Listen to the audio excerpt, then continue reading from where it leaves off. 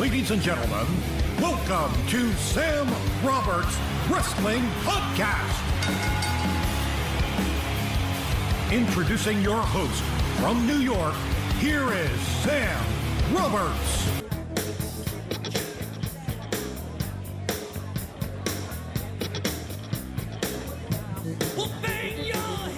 What's going on, everybody?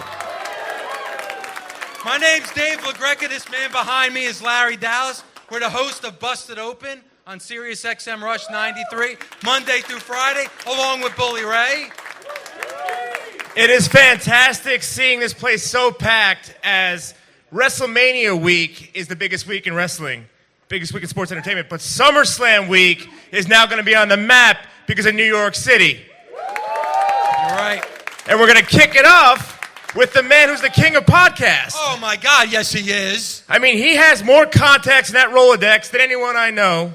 He's the greatest wrestling podcaster out there, and our co-worker at Sirius XM. Oh, hell yeah. Now, I'll tell you what, of all the things that we've done, the greatest honor for me is that we're introducing this man. Yes, this man, the great, the one and only... Sam Roberts, let's go!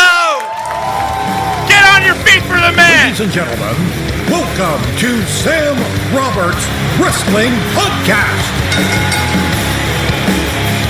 This is for you, Introducing buddy. your host from New York, here is Sam Roberts. How great are these Busted Open guys, huh? Sit down, Larry. Sit down, Dave, both of you. Thank you very much. I love all of you, and I really appreciate you guys coming out. It's a really exciting week, and it always is for SummerSlam. SummerSlam has become, like you were saying, Larry, WrestleMania week is like this amazing festival of everything sports entertainment, but it's very mainstream, isn't it? SummerSlam week has become the week that's for us. Like, SummerSlam week is the week that I wanted to have an event that we could just geek out about wrestling, because SummerSlam week is the week for wrestling geeks. And Dave is one, and Larry is one too. And Sam, it feels like a family.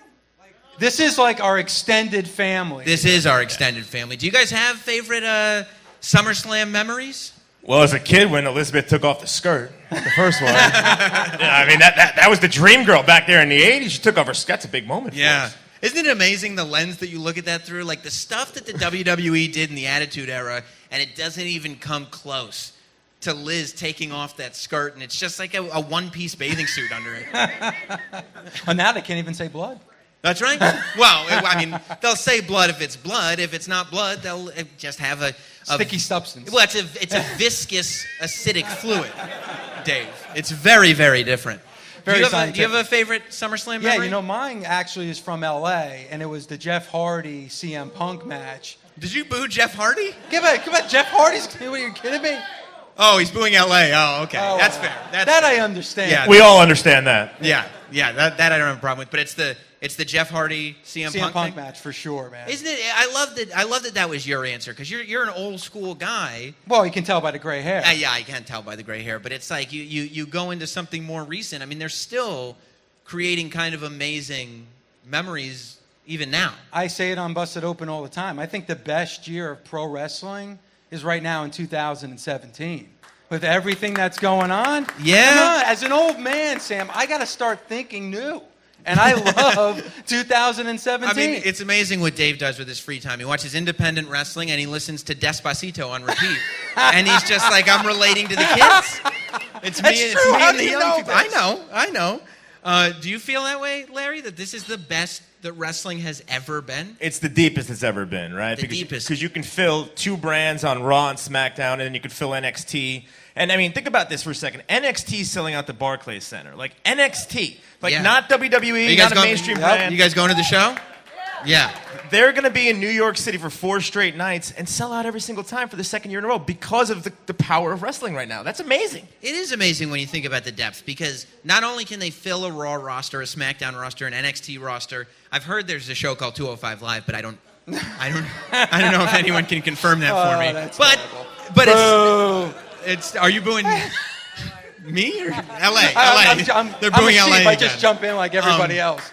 But not only that, but there's like an independent scene that's as strong as it's ever been. It's like, I don't know where everybody says, oh, no, young people are all into MMA. Nobody wants to be a pro wrestler anymore. But there's tons of them. Yeah, because there's no money in MMA unless you become a big guy. Like, Right. at least an independent wrestler can sell enough T-shirts to feed his family for the month. You know? Yeah. Well, look, guys, we have a lot of stuff to get to tonight. Absolutely. A lot of special surprise guests. I promised you guys a fun show, and that's exactly what we're going to have. So I do want to thank the Busted Open Boys. Thank you, They did guys. a lot to help promote the show. They have an amazing show on SiriusXM, and it's every day. Every You know, day, Monday you through Friday. You listen to Sam Roberts Wrestling Podcast maybe twice a year. There's a bonus second episode a week. Everybody's like, oh, man, a 90-minute podcast. This is so cool. These guys do 10 hours a week. Every week. It's amazing. Thank you, So Sam. thank you guys both very much. Appreciate it, having buddy. us. Thank you Thank so you. much, man. Thanks so and thank much. you to everybody, man, because I'm going to be a fan. I'm jumping in the audience now. Yeah. Thank you all for coming out, and throughout the evening, if you guys want to contribute, think of this like a call-in radio show. Put your hand up. If you want to say something, somebody will come to you with a microphone when I deem it fit. But we want to get some feedback because that's what this is all about. It's about getting around and geeking out over SummerSlam. Because really, SummerSlam is one of those shows where I feel like it's right there with WrestleMania in terms of memories that people have with it. We'll talk about all that stuff, but do you guys want to get to see another surprise guest? All right. Well, next coming to the stage is a huge wrestling fan. He had an appearance on Sam Roberts Wrestling Podcast that a lot of people really enjoyed, and I think I've heard on Twitter ended up with him getting an entire box of wrestling toys. I don't know if it's true or not, but you may also know him from the Pitch Perfect film series. Ladies and gentlemen, Skylar Astin is here. Let's bring out Skylar Astin. Look at the sweatshirt, ladies and gentlemen. He is not new to it. He is true to it. The Austin, grab that one. Look at it, and wait, stand up real quick. Sure. Because a lot of people see this, like this retro SummerSlam jacket I have. What do you notice about this logo? What's missing? They got the F out. This was before the F was still in. This is legitimately vintage. Baby. That's incredible. Well, thank you. Yeah, it's kind of before they figured it out, too. It's like, well, we got these leftover rattlesnakes from Jake. Why don't we just put that on the shirt? Yeah. It was like before Austin 316 actually happened. So. Yeah, they weren't exactly sure what Austin 316 was. Right. But they were like, snakes are scary, and Austin 316 sounds cool. Yeah. Let's put it on a T-shirt or a sweatshirt or whatever. And here I am. There he is. Skylar Astin. 20 years later. And before we go in deep with Skylar Astin and his SummerSlam thoughts, I thought we might be joined by another surprise guest. Is that okay with everybody? Would that be fine? All right. Well, our next surprise guest is, he's a sports entertainer, as a matter of fact. He's also, I was going to say he's also a former Olympian, but then everybody would think I have Kurt Angle, and I do not have Kurt Angle. Yeah. But you could alter the music slightly, and they'll think it's Jason Jordan. The man that I do have here to join us at the amazing Highline Ballroom is the world's strongest man, Mark Henry, everybody. Mark Henry is here in all of his glory. Look at this beautiful man. Oh, my God. Look at him strutting. He's got that sexual chocolate strut. He's back, baby. Yeah. You have to be careful with these microphones. You sitting them in the wrong place. Welcome to the show, Mark. What's up, brother? Well, thank you for being here, man. Well, I'm trying to do my part. I know, yeah. This is like a Make-A-Wish for you, right? This is like you're competing with Cena now. So cute. I begged Sam for 2 weeks. Yeah, exactly. Y'all, you could have gave me that, the intro from ain't coming to the stage from the What's Happening episode of That's My Mama. Ladies and gentlemen, can you build a brother up? Yeah, well, I felt like the reaction was there. You give that reaction. What do you see out there? Y'all got plates in front of y'all. Yeah, they're having a delicious meal here. Okay. I don't drink alcohol or smoke or nothing like that. I smoke a cigar every now and then. But I do eat. And I'm looking around, and I guess y'all must have started early because the place is empty as hell. And I'm looking for something to be like, damn, man, let's take one of those. Just something to not nosh on. Anybody got an extra wing or something? Hey, No? easy, killer. What? No wieners. Come on. Well, Mark It's Henry, a family show. your history with SummerSlam runs deep. Here's a question I want to ask you about SummerSlam. I think it was a SummerSlam. I think it was SummerSlam 96 you made your first SummerSlam appearance. Is that right? It is, that's right. And you were on commentary? I was. Here's what I want to ask about. And I was the worst. So Mark Henry comes out, right? And this is like red, white, and blue Olympics. Crazy pyro. Yeah, pyro. I'm going to be the new American hero, babyface Mark Henry, right? And he comes out, and this is when Jerry Lawler and Jake the Snake Roberts are in the middle of a rivalry based around the fact that Jerry Lawler keeps making fun of Jake Roberts for being a recovering alcoholic. And every joke that Jerry Lawler... My, how things have changed. Every joke that Jerry Lawler, the evil bad guy, makes about Jake Roberts being an alcoholic, you hear like a really delightful Texas chuckle coming from the commentator's headset. And in hindsight, I'm thinking that couldn't possibly been what you were supposed to do out there. That's not why you would have been out there, to highlight how funny this terrible person is. Okay, first off, the pyro scared the hell out of me. That's why I never had pyro since. Is that right? Yeah, I don't like it. I'll be in the back talking to me, yeah, man, and this cane pyro going, oh, shit. How long were you? I hate it. You wrestled for a long time, Mark. Yeah, There's a lot of pyro every single night. It get me every night. I dislocated my shoulder after a guy wrestled, so I was wrestling Benoit. And that was a questionable applause. Are we applauding the people scared the career or the guy? Because he did that thing, I think. Yeah, they were looking to see. They were like, "Where does Mark Henry?" We fall like on him, this? right? We like him still. I think I'm going to line up with Mark on this one. I think it was Big Show's pyro, and it went off, and I jumped, dislocated my shoulder. Yeah, that happened. That was real. Thanks for laughing at my pain. It's amazing because nowadays you hear like somebody gets injured in like a Hell in a Cell and they're like, oh, they're injury prone, or like Finn Balor gets thrown against a wall. And it's just on Kane's entrance. Yeah, he's injury prone. But then you have an Olympic athlete that's like, oh, ow, ow, ow, ow. Hey, but you know how explosive you got to be to dislocate your own shoulder? Yeah. That was the moral of the story. Damn, this kid can move. Man, this kid is talented. So what was up with all the laughs you had at the expense of a man that was trying to find God as a good guy? Well, the Not thing a good guy either, the greatest of guys. I had actually met Jake about 3 or 4 times to that point. Mm-hmm. And I knew in my mind, like, he just drinks because he wants to. Like it's not a problem. No, right. It's just like, I'm going to get drunk.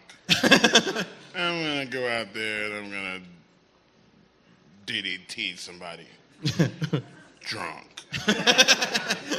And you're like, okay, do your thing. All right, Jay, good. All right.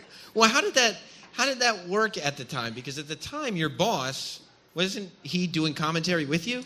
Yes, and you know, the thing about it is there is not one person in this room that can stand and look at Jerry Lawler like this and not start laughing.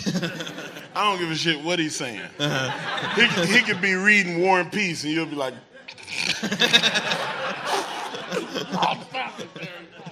and that's just what it is. Like, I just could not look at him. He is one of the funniest people in the world. So what was... when you're out there, right, you're already nervous, you're trying to figure out what you're doing anyway, and then obviously you get told you did it wrong. Like, does that shake up your confidence and make it more difficult to figure out how to do it right? Or do you learn from your mistakes and go like, oh, okay, I get it now? Well, you learn from your mistakes, but listen, I've never made a mistake not going 100 miles an hour. So if I made a mistake, it was an unbelievably disastrous mistake, or it was funny as hell. You know, and this this is for the fans. Everybody here fans. I'm a fan too. But there was a thing on the internet that said Mark Henry screws up. And it was like the thing where I was wrestling Batista in the cage, and I'm pulling on this chain, and they had 2 locks. One lock was a lock that was, you know, the one to hold the gate shut, and then the other lock was the one that I was going to pull and break. And that lock had a professional like tinker with it to where, okay, if you apply enough pressure, like you might be able to, you know, you're a big, strong looking guy. Yeah, that's a compliment. He figured out a way to do it nice. Yeah. And okay, maybe not, but maybe 3 of y'all at that table right there could have pulled it and broke it. Well, dumbass Ellis, the guy that was responsible for all that stuff. Was that his born name? Was that his birth name? Well, that's what I call him. I see. Especially after I pulled on that, you know, it was a master lock, and I pulled on it for like 7, almost 8 minutes, and before I really broke it for real. So And you had to break a legit. That was one of the top 10 greatest strength feats that I ever achieved in my career. Because I can break handcuffs, I can bend frying pans and steel rods and stuff. But until that point, I had never broke a master lock, and I had tried. Wow. But when that camera got rolling and I had to do it, I was able to do it. What do you think made you? Was it the adrenaline of the crowd? Was it because you were mad at dumbass Ellis? It was the fear. It was the fear of failure. Listen, y'all better pray for my success, because if I ever have to resort to the life of crime, I am going to be Nino Brown in this son of a bitch. Like, thank God for wrestling. Thank God for wrestling. Like, I mean, I don't like to fail. Right. When your back is against the wall, it's getting done. It's going to happen. Yeah. So have you broken a master lock since then? I think I did in a show, but in a show, you know, you in front of a crowd like this, it's intimate, and you like get fired up, and the master lock was between. I have these things called triangles. Mm-hmm. And it's one of the feats of strength that I do. I'm one of the few people. Dennis Rogers is another strong man. If you Google him, they call him Mighty Mite. He's been on Superhumans and all these shows. He's the only other guy that could do it. And there's about 3 other strong men that are really elite that neither Pat Procreatitis can't do it still. Wow. Yeah, I feel like if I realized I had that skill, every time I saw a master lock, I'd say, give me 10 minutes. It's not going to happen right away, but give me 10 minutes. You're not going to have 10 minutes.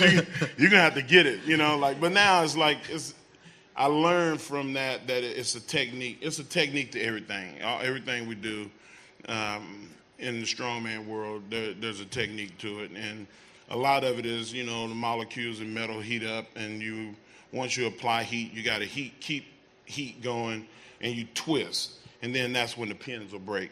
But like I say that shit like it's easy, but it's all a matter of fact. Yeah, you just turn the steel until it gets hot. You just heat your body heat up. Yeah, like it breaks. All of a sudden, it's not easy like that. Mark Henry just became Neil deGrasse Tyson explaining how to break a master lock. But does that does that frustrate you, and does that frustrate a lot of guys who are wrestlers? Because I think that's a prime example, but you see it all the time. Like there are these things that happen where we as fans look at it and be like, ha ha, look, he screwed it up, and we don't even realize that we have no idea what we're watching. We have no idea. Pick it up. Yeah. Hey, honey, I'm doing the show. Honey, did you break the master lock to the house again? I'm on Sam Roberts' podcast. I told you, honey, I can break them. I can't fix them. Y'all say hi. What's up? See that? So rude, so rude. I got to hang my phone up, man. All right, I'll talk to you. One time for the world's strongest wife, right. Huh? Yeah. But so people, they don't even. Okay, I'm gonna turn my phone off. Sorry about that. They don't even know what they're watching. See, I told you when I mess up, I go 100 miles an hour, baby. You understand me? So they don't know what they're watching sometimes, right? Like I have watched that clip 100 times, and I have found myself chuckling quite a bit at your expense, not realizing that what I saw is something that you would probably take a lot of pride in. Oh my God, yeah. I guess probably the next thing, I probably scared myself, and you can look at the video, but there was a guy, he was probably about 210, 215, and he was like at the announce table, and I'm supposed to like grab this guy and throw him through the table to the floor, and I guess for a better term, I got crunk. And I threw his ass, man. I mean, he got airtime. Yeah. I was just like, oh, shit. And my face did that. It was like. On a scale of 1 to Randy and the Singh brothers, what was it? If I'd have threw one of them, they'd still be flying. Yeah, that's a scary thing when the world's strongest man realizes he's stronger. You know what I mean? Like, I'm going to use this now. So, did you guys watch earlier today? WWE 2K18 came out with their roster reveal. Did you guys watch that? No. They did. Here's the good news. You're in the game. Yeah, Mark Henry. But here's them checks, baby. Here's something that struck me as odd. I'm watching this thing and they go, here are the superstars in the game. And they list 5 or 10 people. International people, 5 or 10 people. Tag teams, blah, blah, blah, blah, blah, blah. Then they get to legends. And they go, they go Dusty Rhodes. They go Bret the Hitman Hart. They go Mark Henry. Like it's nothing. And I go, did Mark Henry officially retire? I had because you're class of you're a legend in the game. Well, I mean, we got a table for 3 right here, and I know we saw you talk about it on Table for 3. Listen, I have a pink jacket in the WWE Hall of Fame. I retired already. It's done. Listen, I can't do that again. I can't emotionally get myself in a place where you are wrong.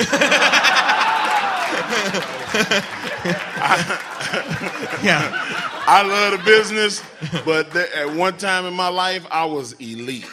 There might have been, that was around that time. Yeah. And you know what's interesting? I'm not that guy no more. Father Time is undefeated. He ain't lost yet, and he ain't going to. Everybody is going, I got the microphone, shut up. At some point, you got to look at your legacy and say, do you want them to see you go out decrepit, or do you want them to see you and remember you for being elite? You was at the top of your game, you could pick up everybody over your head and throw them if that was your stick, and that was my stick, and I can't pick up Braun over my head no more. Yeah, that's over. That ship sailed. So was that your last match against Braun Strowman? What was the last one? I feel like the respect the audience and respect the crowd and the fans of the business. I'm gonna have to go out. So you are gonna have one more. I'm gonna have to have another match. There we go. There we go. And the thing about the Hall of Fame, I want it to be with Who said Sam Roberts? I'm a professional did you hear me? broadcaster. I turned into one of the fat boys. No. Who do you have any idea who you wanted to? Man, I'm thinking Bailey or somebody. I don't know. You go back TakeOver a couple years ago. That match with Sasha Banks. Oh yeah. You might be underestimating Bailey. You know what? If I was gonna wrestle somebody, one of the girls, it would have. What's funny? I wasn't even trying to be funny then. Because I asked you who's your last match going to be with, and you were like, well, if I had to wrestle one of the girls. And I was like, nobody's talking about the girls. But that's an important question too. If you had to wrestle one of the female superstars of the WWE, who would it be, Mark Henry? Okay, they're already. It wouldn't be Charlotte. Yeah. I think Charlotte could whip some of the boys. Yeah. Her and Sasha Banks. The Yeah. way they going, man. I don't know. I don't know about y'all, but I've watched some of their matches. It was better than the guys' matches. They should have closed the show. So what are you going to do? Bring Eva Marie out of retirement? Man, I was thinking like Ivory. Whoa. Well, y'all said that like did she mess up? She retired. I mean, I didn't realize that was so controversial, but whatever. Oh, yeah, man, you just got people, they shit on you just then. Is that what that was? Yeah, that's what that's called in my hood. Well, I was going to... Like, if you say something and people go, oh. I was going, maybe it was a mistake. That's but the technical term for it. probably Excuse the going potty mouth. I know there's some kids in here. I was probably going about 43 miles an hour. So. See, all the 8-year-olds. So who do you want your last match to be against? What's that swan song? It'll have to be somebody legendary, somebody I respect, somebody that it's a few of them that don't work for the company no more. CM Punk was like one of my favorite. If he would come out of retirement for one day to wrestle me, I'd sign the contract in a minute. Well, there it is out there. CM Punk, you can retire Mark Henry. Do the man a favor. Undertaker's gone. The person that I look at, now Andre the Giant was my favorite wrestler as a kid growing up.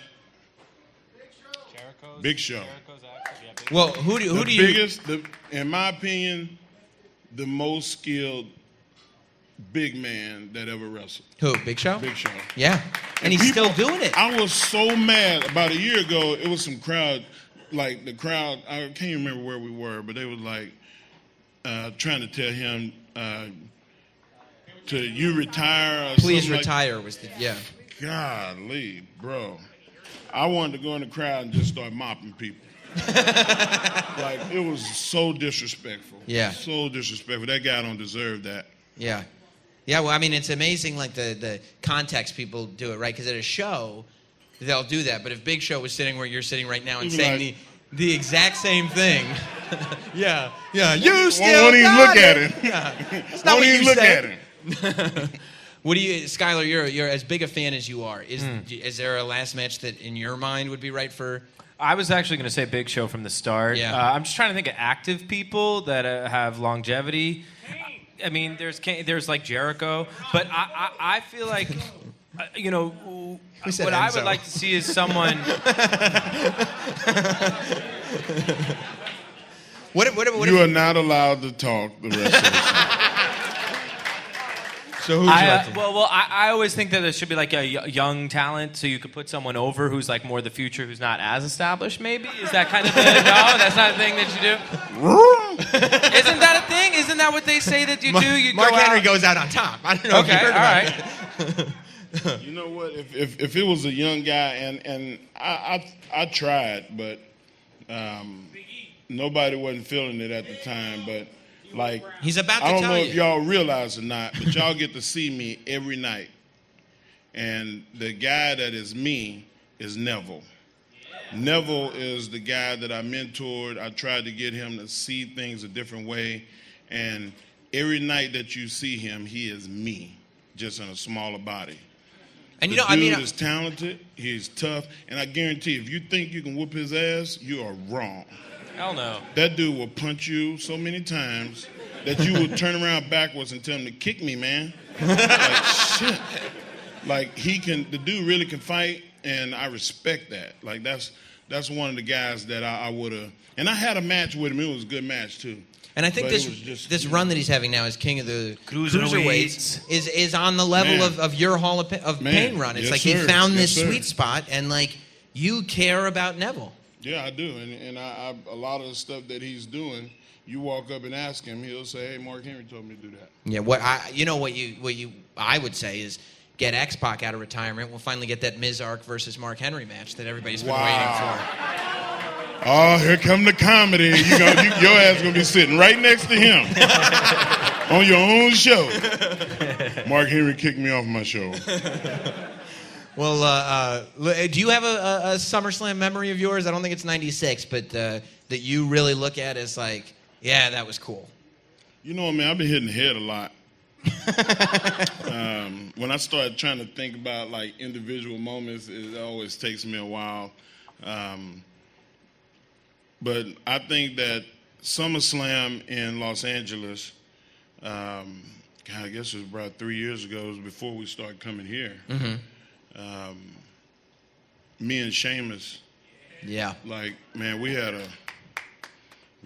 one that was about 8 minutes too long. It was like 23, 25 minutes, and boy, I was huffing.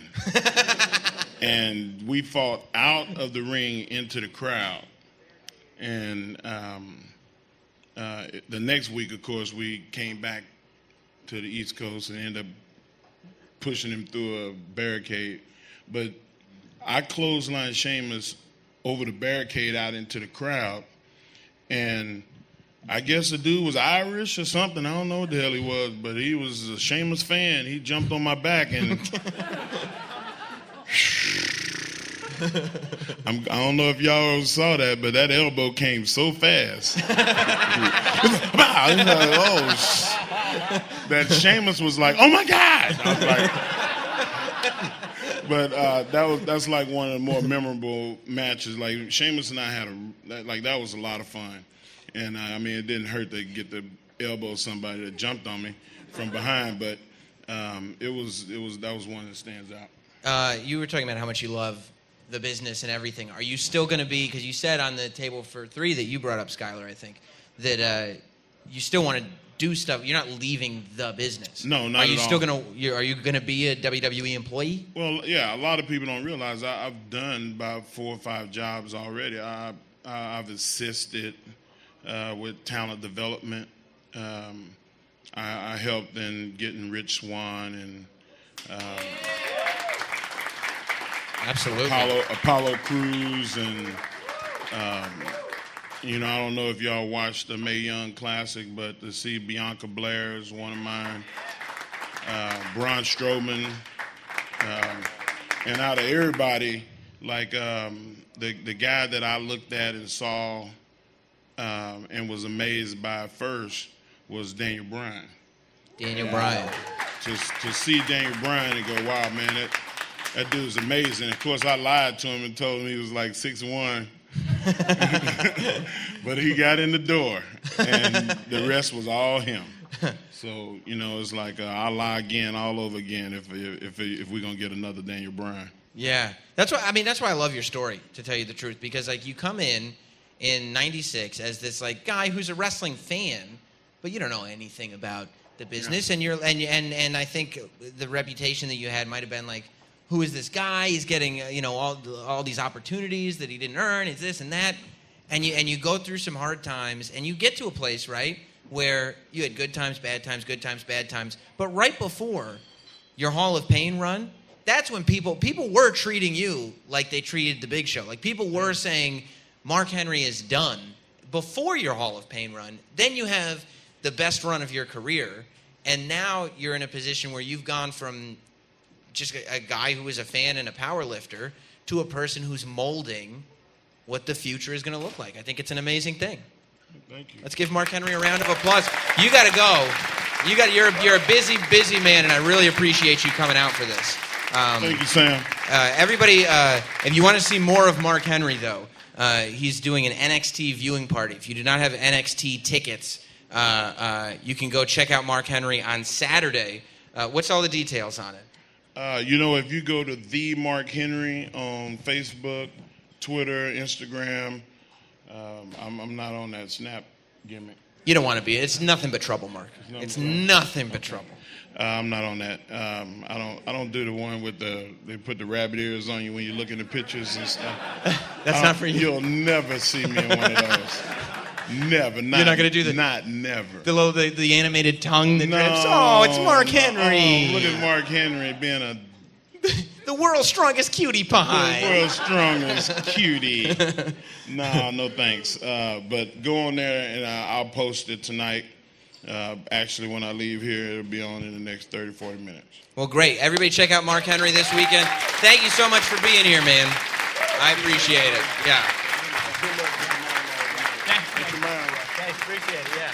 I'm going to put this right here so somebody else can sit on it. How are you doing on time, Skylar? So here's the thing. Mark Henry, everybody. Mark Henry. Our pal Skylar Astin is here. Skylar Astin, for those of you that don't know, is a movie star. And he's kind of here making a movie. Yeah, So I'm making a movie, and my call time is 5 minutes ago. But here's the thing. That's who I've been rudely kind of keeping tabs with. So I do have to go soon, but I'm going to give you a solid, perfect Ty Dillinger 10. 10! minutes. Thank you. Yeah. Thank you. Cheap pop. Yeah. Okay, so, all right. So I was telling Mark that I was the Tamina to his Charlotte on the in the way that when Charlotte moved brands, they were like, we have a second generation wrestler, and I was like, it's Charlotte, and it was Tamina. Yeah. It's like I was the Tamina in the announcement today. I told him, and I think it was kind of. That's true. And he just looked at me and he was like, those women paved the way, and I'm like. Ooh, okay. Wasn't trying to take any credit away. It was as a joke. It's more of a fan joke than a superstar joke. So the question that I have for you is, you guys remember? I don't know if you guys heard the episode, but do you guys remember Skylar Astin's wrestling figure story from the podcast? He basically, if I could shorten it, because we've only got that perfect 10. He came. He was a little kid. He had all his Hasbros. He brought him to a hotel. He was playing with them. The garbage can was his ring. He put them inside the ring. The family went out to go eat dinner. Maid service came in, and the ring is a garbage can. So guess where the toys went? Toronto screw job, I like to call it, because it was in Toronto. The Toronto Horrible. screw job. So I put this podcast out, and within, I think it was a couple weeks, I see, and I'm not even getting tweets from this woman, but I see Skylar Astin is getting tweets from Stephanie McMahon. Oh, Steph? Yeah. Oh, I'm sorry. Oh, Steph? And Steph, as Skylar knows her as, is tweeting him saying, we're sending you a box of toys to replace everything that you lost. Pretty cool. I got some legends. I got Tatanka, which was phenomenal. So you actually did get a box of toys? I got a full-on box. I got Taker. I got her. I got Charlotte and Ric Flair as a package. Really? I haven't opened any of them up yet. Oh well, yeah, you got it. I mean, they're going to be very, very, very valuable. So these are. She also sent me a redesigned rebuild reclaim Seth Rollins shirt that I wore. Okay. So here was my thing. Yeah. So this is very behind the curtain. My dream would be to be on Raw or to be, you know what I mean? I know they used to do special guest hosts, but those people used to get booed out of the building. So what you're telling me is that your dream is to get in the ring and say, who's ready for Summerfest? Yeah, exactly. What? Does he even watch? Welcome to the Silverdome. So I actually I pitched a whole thing, not to Steph, but to her office. And I hadn't even been to a live show since 2000 house show or SummerSlam 91, which I was at Macho Man's wedding. No big deal. But excuse me. Yes, but in true Mark Henry fashion, I was terrified of the balloons popping. So I pitched this whole thing. It was when Samoa Joe just debuted, and it was in February, and Rollins wasn't injured yet, but he was just about to get injured. I didn't know this. Okay. So I was developing this long lead thing where I was tweeting. You were making a storyline for yourself. Of course I was. And You're not a wrestler. Yeah, but I want to be. Oh, okay, all right. For those of you who didn't listen to the episode we did, my brother, I got to design his room growing up. It was always the nursery, and once my parents decided they weren't having any more kids, they were like, what are we going to make Milan's, room? And I made it a full-on, still to this day, wrestling ring, barbells as the shelves, locker rooms as the closets. It was basically my room. So this is what I love about where this story is going, because they send you a box of toys, and Steph is tweeting with you, and they're building this relationship, and you went from 0 to 100. A million. Immediately. You became that annoying guy, well, while I have your ear, I actually have some ideas for storylines that could involve me. First of all, I don't know if you remember, but I beated it out. I wrote it like a script and sent it to you, and you made a couple tweaks. I don't know if you remember that. I did. But it was great. It was great. And by the way, don't think that you won't see me on a network coming to you, but it's a slow build, I realized, in WWE. They're like, come out to Raw, then come to a house show, maybe you'll do a bit, then we can put you on live television. I, coming from a theater background and having a lot of experience, I'm Right. like, dude, I've done sitcoms. I know how to do live TV. I'm like ready. But they don't know that. And I Right. didn't realize that, they run a super tight ship over there. But it was something like, it was like a Sami Zayn thing where I had an interview backstage, like Danny Masterson, Ashton Kutcher style, which is always so boring. And, but I say something about like Samoa Joe and how I always boo the bad guys, which would be a direct shout out to you. That's what we do, isn't I it? cheer We the boo the baby bad faces. guys. And I was just going to be like the baby face guy because I was like, who would I be in the WWE universe? I'd be a mark out like baby face cheer. So I had this whole thing with Sami Zayn, and then I was going to be a special guest commentator. And before I could even get, while I'm doing my thank you, Samoa Joe comes out and like picks me up. Sami Zayn makes the save. I'm like holding myself. It was a whole thing. Look at this. You've lost everyone. Because you're not in my head, nor was WWE. So they're already sitting there going like, okay, so you've booked this. You're booking the territory. I booked the territory And in you- February, still haven't gotten there. Basically, Skylar Astin is like an indie promoter who thinks that he should be the champion and the commentator and the announcer and all. Like, no, put me on the poster. That's the big... Yeah, dude, I'm headlining WrestleMania, according to me. Right. Yeah. Because you get to be interviewed and then also do commentary and do in-ring work. But the thing is, I never get to do any of it because Samoa Right. Joe comes from behind and, picks me up, and then Sami Zayn makes the save. Right. It was Do we want to see that? By the way, in February, All right, that was the people, thing. yeah. You think now it makes no sense because Samoa Joe has since obviously become a headliner. But at the time, that was it. That was Right. like a big Raw angle. I love that Skylar's going like, okay, I'm going to be the guy that gets Samoa Joe to the next level. And they're like, actually, I think we'll just use Brock Lesnar instead. Exactly. If that works for you, Skylar. Look, and they like to beat it out over a long time. I wanted it to happen instantly. So if they gave you like a Freddie Prinze Jr. type job where you were a writer, because he was a writer for a while. He was on the podcast too. He was great. But he did it the right way in the sense that when he was writing, he wrote for other people. Like he wasn't just like, and then Freddie Prinze Jr. comes out. I would take the spot away from Jeff Hardy and give it to me. Yeah. No, Jeff, I'll do this one. Yeah, I'll do the Swanton Bob. Watch this botch. It is funny though, because you feel like you get the one opportunity to do it, right? Yeah. So you're like, I think I should just do everything I've ever wanted to do at once. I really needed to take a step back. And then finally once I went to Raw and I met everyone, and now I'm going back to SummerSlam. I'm coming correct. I understand my plays. I'm not going to... Could I run the ropes? And they're like, people don't do that. They're working out their match out there. Can I play in the ring? Well, Yeah. we're actually doing a giant show today, so no. Yeah, It's exactly. occupied. Brock and Braun are in there right now figuring it out. Speaking of, by the way, Jeff Hardy. Yeah. Weird segue, but isn't it crazy how he still sells that Swanton Bomb like it hurts him so much? I His believe ribs it. every time. He's got severely bruised ribs from years of abuse. I believe it. So that's real, right? Because I'm watching It's it all real, Skylar. It's all real. So that's real, he says. You know which part of it is real? From 7 p.m. until it's over on Sunday. All of it's real. 7 p.m. until Special 4 start o'clock in time. the morning. Yeah. All of it's real. All of it. Okay, so I know you haven't moved into State of Wrestling, but just like in pure me fashion, I'm trying to do all my shit at once because Yeah. I have 10 minutes. Let's book this thing. All right, Jesus Christ, the guy's outside. Okay, all right. Well, what do you... Here's my hot take. It's not even that hot. It's Hot kind of soft. takes with Skylar Astin. Did anyone feel a little uncomfortable with the xenophobic thing with the gender at this point? Is that too much? The timing is weird. Right? The timing is weird. But it's no, it isn't 89, but it's also specifically coming off of this weekend. The timing was very weird. USA and iffy. chants? Not today. No. Yeah. And he's a heel. It's like, by the way, and they do a beautiful Punjabi celebration. The joy on those dancers' faces, right? And those are heels. We're booing them out of the building, like how dare you, India?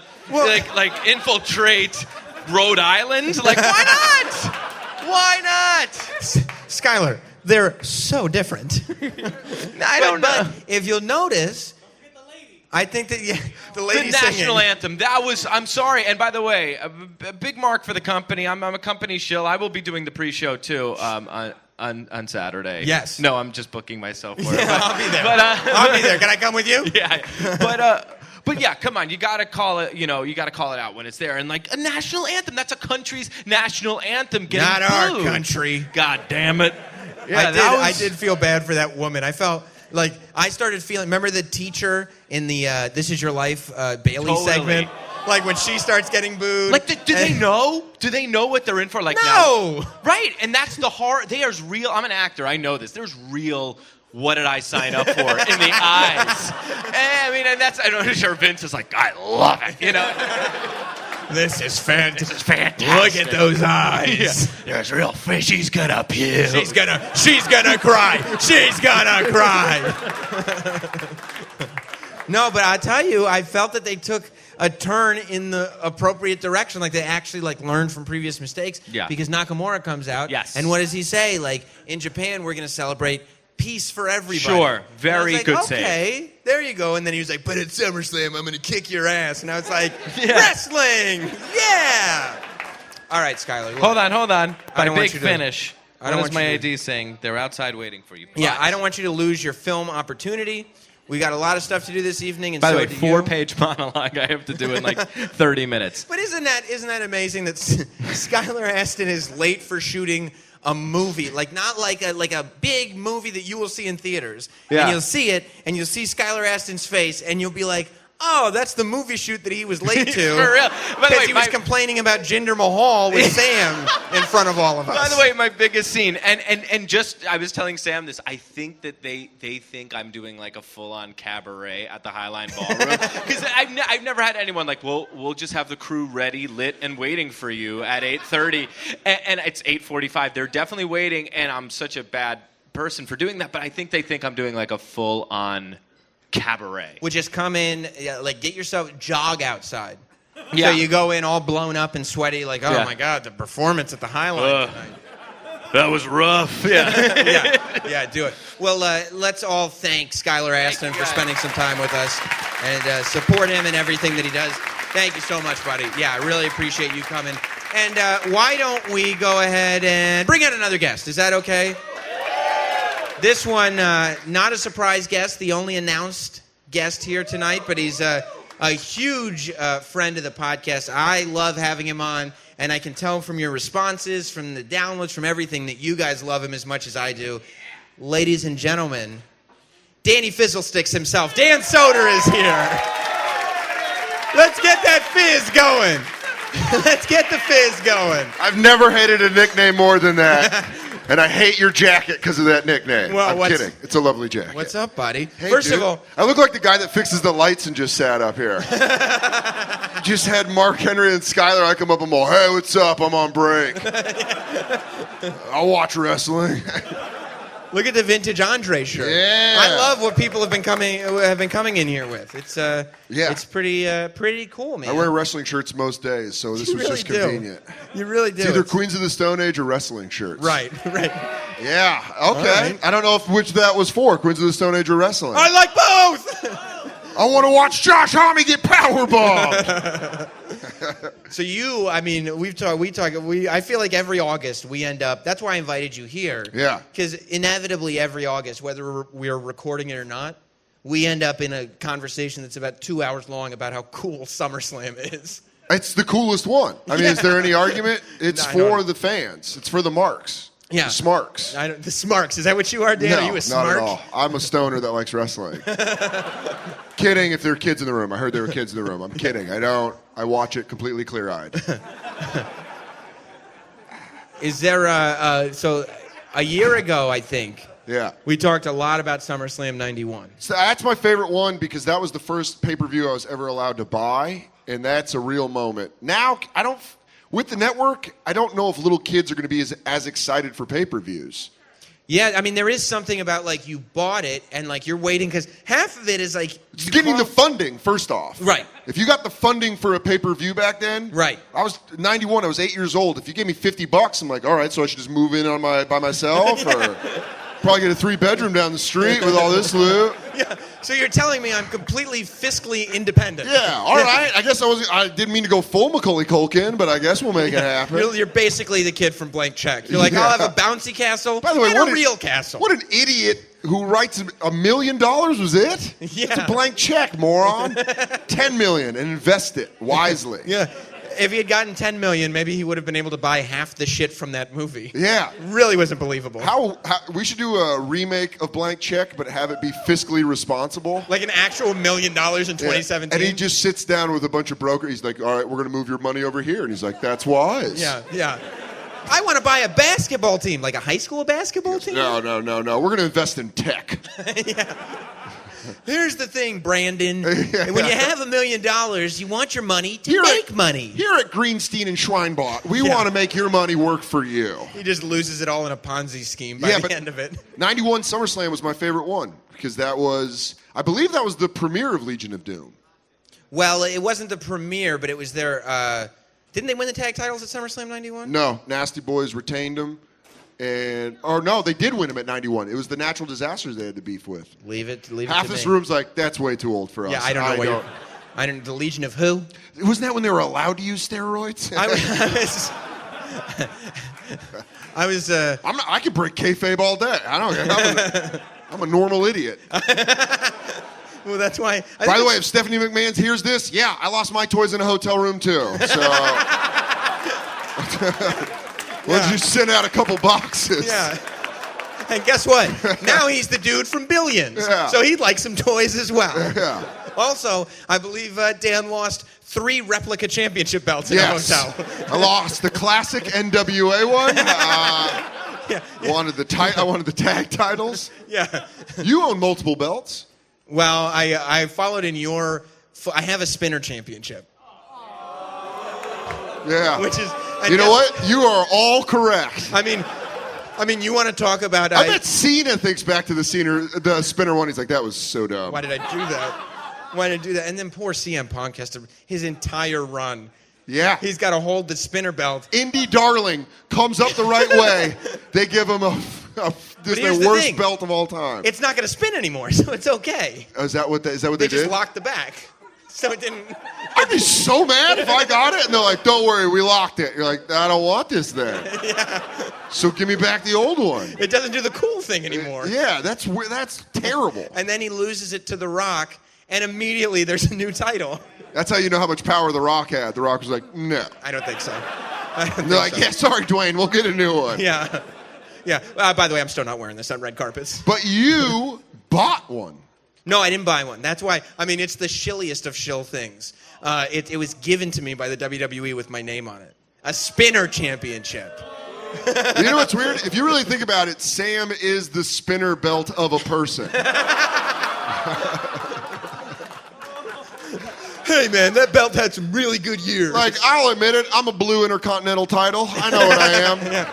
I'm proud of it. Yeah, it's a specialty. Yeah. It's a niche. We all want to be winged eagles. We can't be. Right. Yeah. So- I'm that guy that's going like, yeah, but kids like me. Yeah. And if I'm really being real, like the amount of white trash that I am, I'm WCW TV title. I know exactly. You're with your people, Dan Soder. I know exactly who I am. I'm a real Dean Malenko, 94. Guy got to put some sort of strap on the guy. I don't know. Look, guys, that's in WCW locker room. Stop fighting. We have enough belts for everybody. Yeah. We'll make you your own belt. Whatever. That's what Bischoff did in WCW. He's like, happy birthday. We made you your own belt. Yeah. And then Chris Jericho walks up and they go, except you. Yeah, you don't get any of them. Yeah. Poor Chris Jericho in WCW. It wasn't right what they did. But let's talk about SummerSlam. Yeah. Do you have, besides 91, a favorite? I mean, I'm so jealous that Skylar was at Match Made in Heaven, Match Made in Hell. That is 91. Was that the same one? Yes, it's the same Oh, thing. 92 was Wembley, right? Yeah. Ugh. What do you mean, oof? I didn't like that one. Are you kidding me? Brett versus Bulldog? Macho versus Warrior? Yeah, but Brett versus Bulldog wasn't as good as it was supposed to be. What? That was a letdown match. That was I don't like it. Boo! I'll tell ya. Let's hear it for the spinner! I'll say it.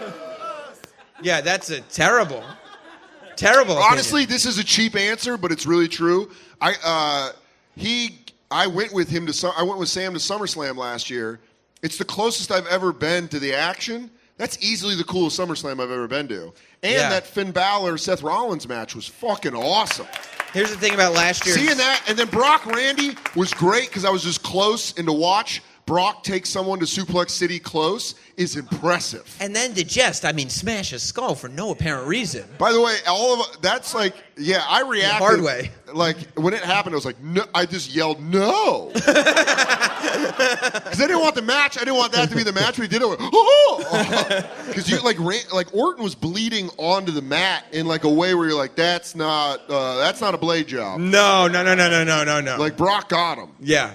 Also, he left me halfway through the pay-per-view to go sit with Maria Menounos, whatever that means. Yeah. I dare anybody to boo me for going to sit next to Maria Menounos. But he did make it up with the SummerSlam chair that I still sit on most of the time. See, okay. I care about the people. Going to SummerSlam live was awesome. And Yeah. I've done it, you've taken me twice, but being that close, it's like, man, it's insane. That's why I'm so offended, because the first live event I ever went to was SummerSlam 92 in Wembley. Oh. So Yeah, still don't like awkward. it. I don't like your childhood. Well, you got to go to a pay-per-view, though. My first live event was a dark show at the Cow Palace in like 1990. Yeah. And I watched Macho Man. It was Macho King versus Ultimate Warrior. Yeah, but here's the thing. Like, that was back when the house shows were better than pay-per-views, because... Yeah, it was all badass. It was Piper Perfect for the Intercontinental. That's amazing. Yeah. And then I was so confused because Piper won it off Perfect, and then on Superstars, Perfect still had it. And I was like, the world makes no sense to me. Because now you can go on dirt sheets and see like the stuff, and you kind of know what happens. But when you were a kid, that was the first show I went to, and I was watching on TV. I'm like, well, something's wrong. How great would it have been if they just didn't acknowledge the internet and they had AJ Styles win the U.S. title at Madison Square Garden, and then SmackDown just happens like Kevin Owens is still the champion? That never happened. I don't know what you're talking about. I think they should go back to doing that. Just not You acknowledge. would make the internet so angry. Yeah. No, what happened? I was there! Yeah. No, you weren't.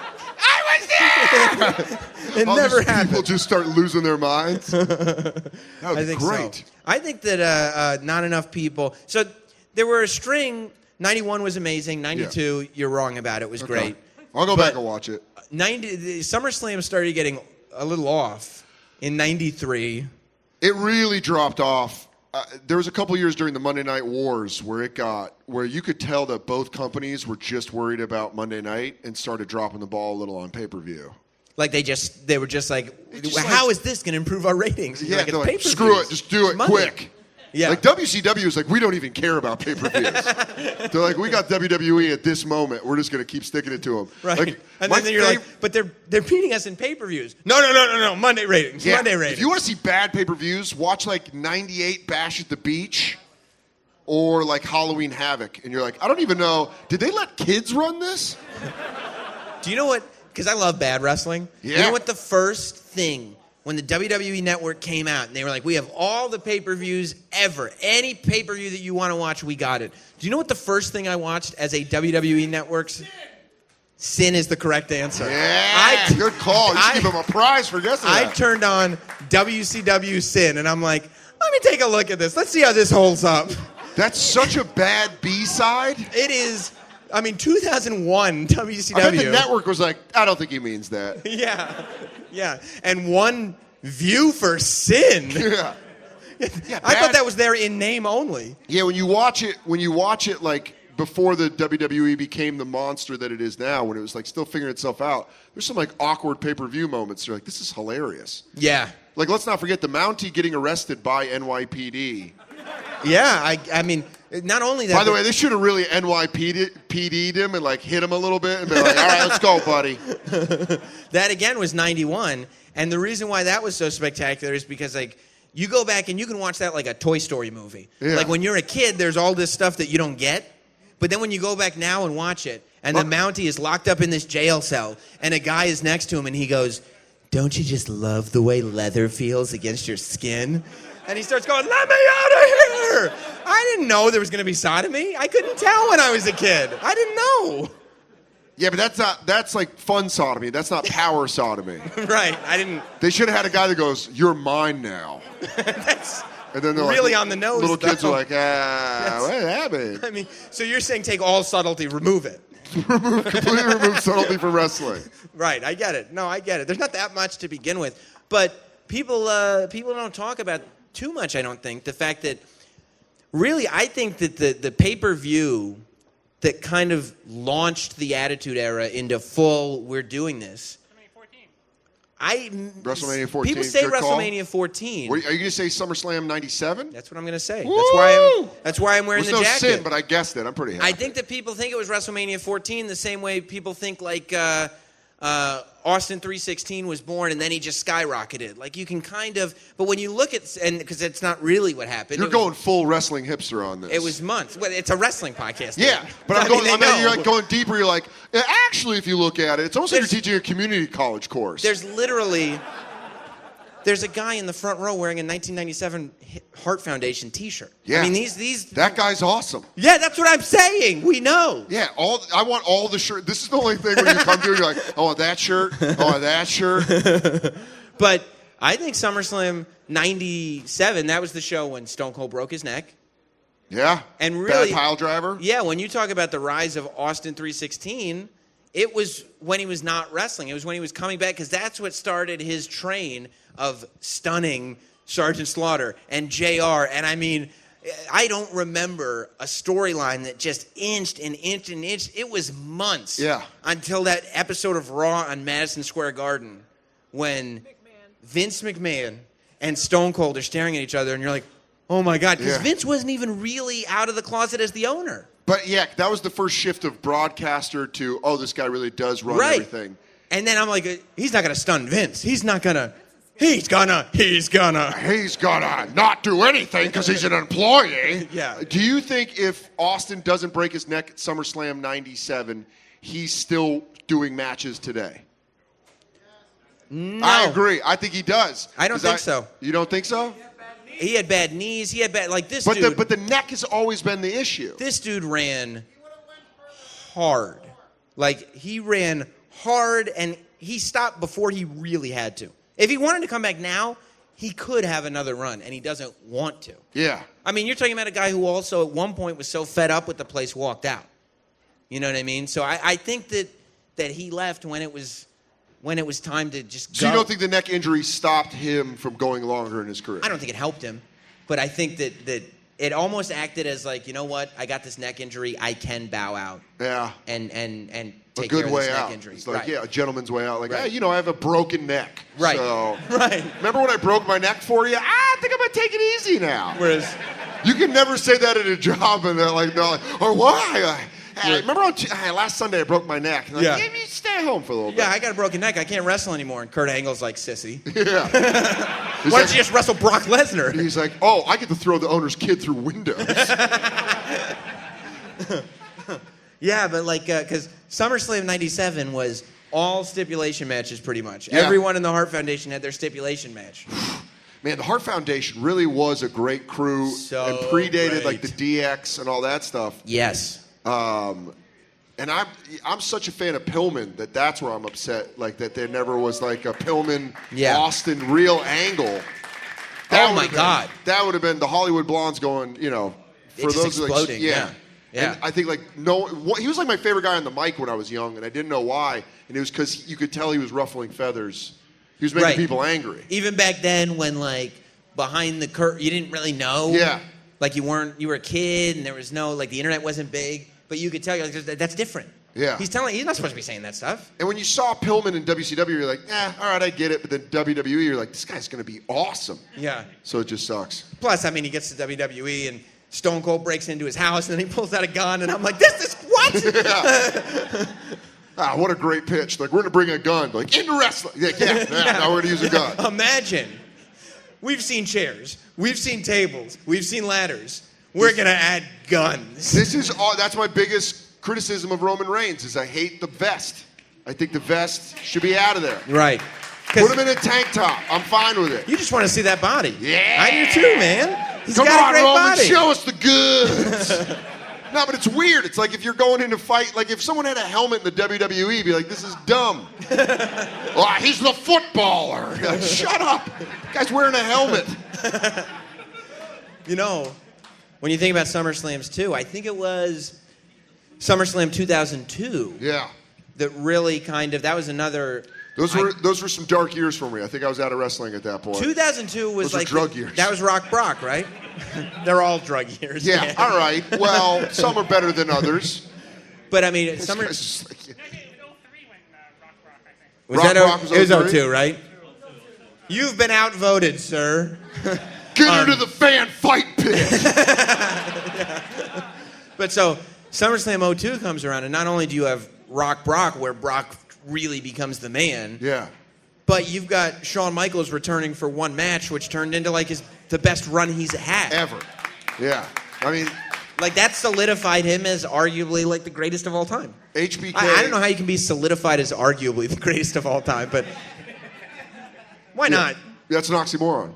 Well, yeah, he's solid. He's in the top 5 of all time, definitely. Without a doubt, and that's a lot of that is because of that run that SummerSlam 02 kicked off.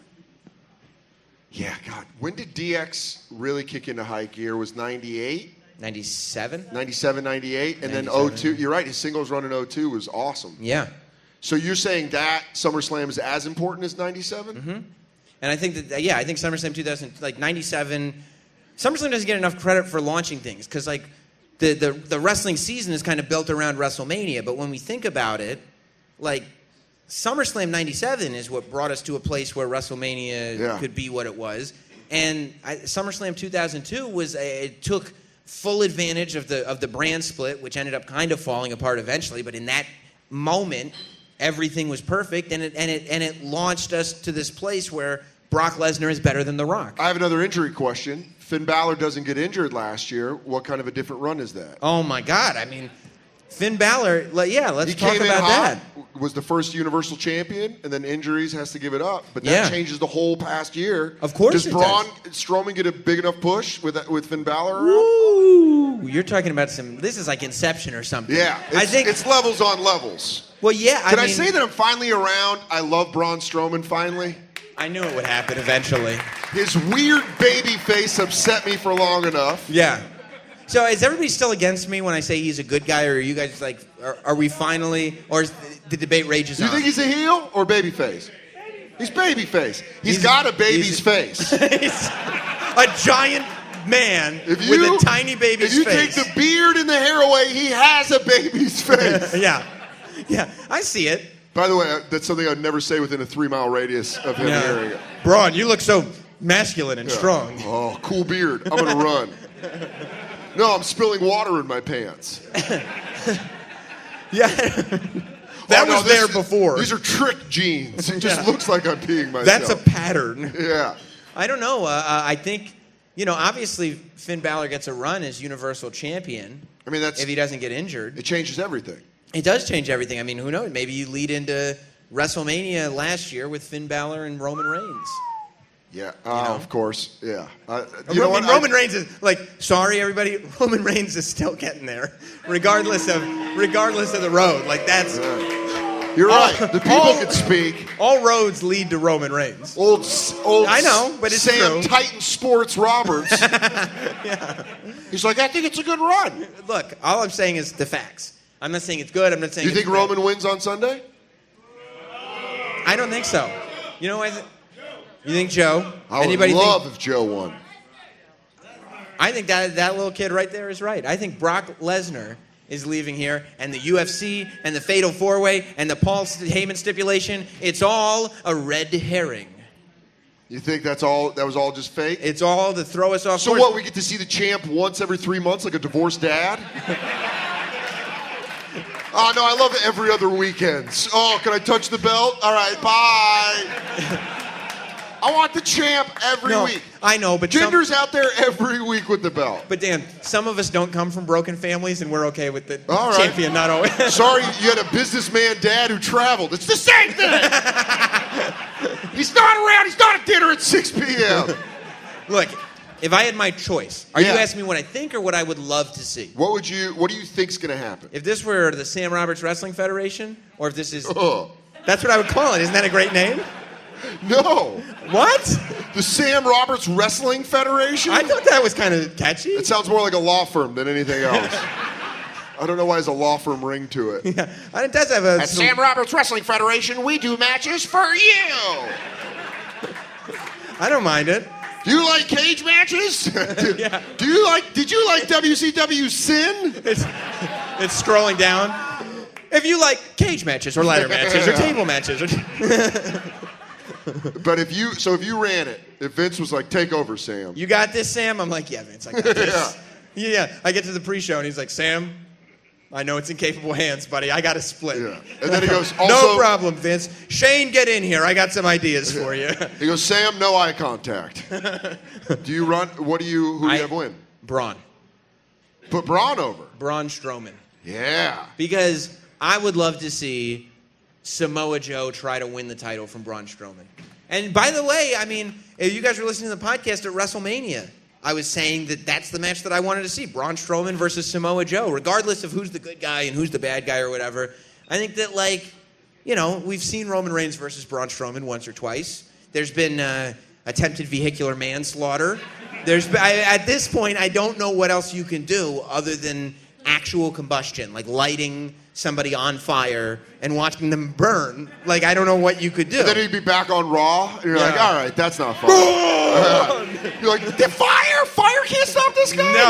No, but he can't win the title. Or what if he's like Frankenstein and fires what he's scared of? Where they give him, like, remember when Andre was afraid of Jake's snake? Oh, yeah. Maybe they make fire. Yeah, I know how that sounded. I know exactly how that sounded, and I still said it. I guess they're not as big a geeks as we thought they were. Oh, Jake, you're so big. I don't understand. Well, just wrestling. It's gross. I'm sorry.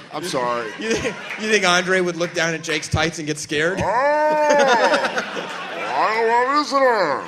I don't like it. I want you to think of baseball. Or your grandma. Look, pal. Andre afraid of boners might be my new favorite thing. Jake, Andre, it's sorry, man. Andre's getting scared, Jake. You're gonna need to start going in there flaccid. He won't work with you if you're not flaccid. You ever look at a man's tights? Realize what you're looking at is Diary of a Madman.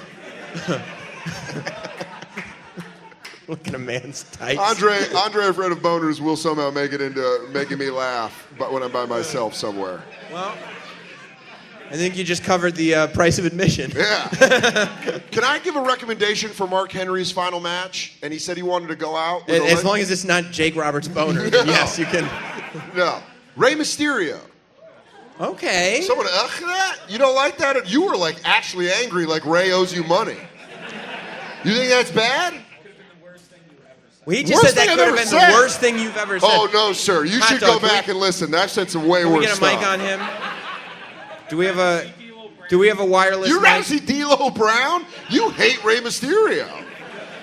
Yeah, why? I would love to know. We're going to get a mic for this, for Young Hot Dog to mic this guy. Because I want to know, I mean, it kind of sounded interesting to me, this one final David versus Goliath. Yeah, but, I mean, we already got shot down. I mean, severely shot down, but I'd like to know. I thought he was half a second away from walking out. He's like, I will not listen to this filth. Yeah. No, really, how awful is that you go from, like, the brilliant Andre Boner bit into, like, what about Rey Mysterio? And, fuck you, Soder. You suck. I'm going to leave here like, I just don't know what happened in there. I was having so much fun. You can grab one of these wired mics off stage, Hot Dog, if it works. Is this guy's name? His name's not actually Hot Dog. It's Hot Dog. That's his name. It's Hot Dog, and he's and that's his name. There you go, Hot Dog.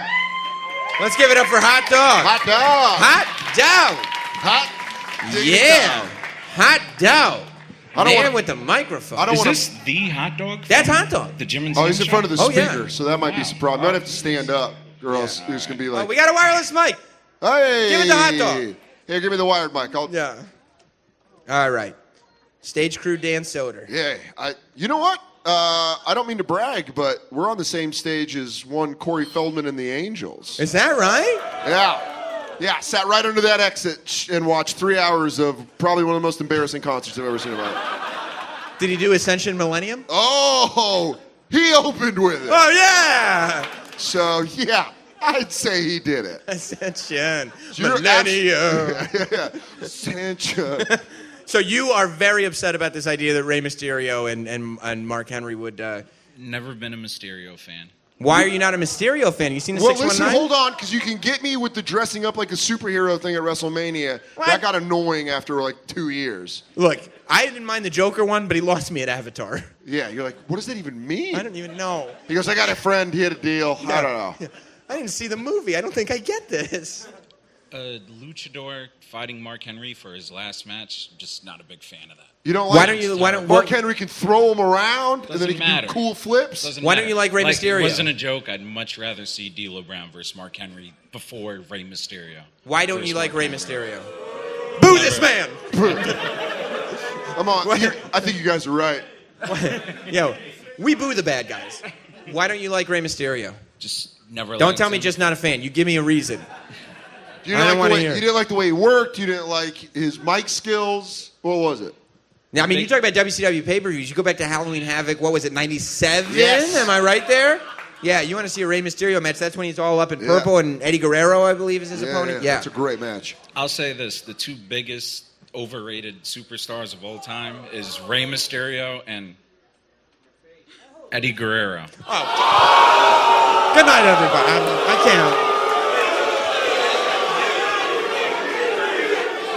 Sorry. What? I mean, what? This is... Oh, dude, that guy, by the way, your body language, sir, is incredible. Your Not good. Your DJ Khaled body energy is one of my favorite things. But he's got a good point. Who's your favorite of, I mean, who do you like? Modern day or? Yeah, I'll tell you who he likes. Besides D'Lo, who do you like? Look, maybe if you put a chest protector on Rey Mysterio, he'd be doing something He goes, interesting. I'm going to say it, Steven Regal's a good worker. I loved it like everything Rey Mysterio's ever done is like, man, you see D'Lo's frog splash? He doesn't, okay, By the way, let me Eddie just say Guerrero. this, another bulletproof vest wearing guy. Yeah. He's the vest guy. I'm out of here. Eddie Guerrero, who does the frog splash, is overrated. But D'Lo Brown, who does the frog splash, is not. That's the one we go with. So who do you have the retirement match with Mark Henry with? Well, I want to know who do you like that's modern day? You smoking K2? Is that what you said, K2? Modern day. Modern day. Speaking to that microphone, I want to hear you. Don't say AJ Styles, I'm not. because that's like that real easy. Tell me who. Tell me who. Your lady's embarrassed by you. No. She goes, Tell me- I'm an Eddie. I was a Latino World Order guy. Yeah, but that was mainly for El Dandy, to be fair. Who's your guy? Probably Ziggler. Don't Modern day. Ziggler. Look. I Listen, mean, I like. yeah, okay. that's like. Don't you think he's kind of? Let's get. I'll give you this last chance. Who would you have the retirement match with? Yeah, Me or Mark Henry? If you choose who Mark Henry. No, has, when you yeah, retire from the no, squared you circle. get Steve in HR in Yeah. a back alley brawl match. He goes, who am I picking to retire match with? Probably gonna go with my boss. I'm gonna put him through a table. Tables, ladders, chairs match with my old man. Who do you put in a Mark Henry retirement match? It'd be Yeah. great if he goes Rey Mysterio. Just get the hell You out of just here. trolled me. Who is it?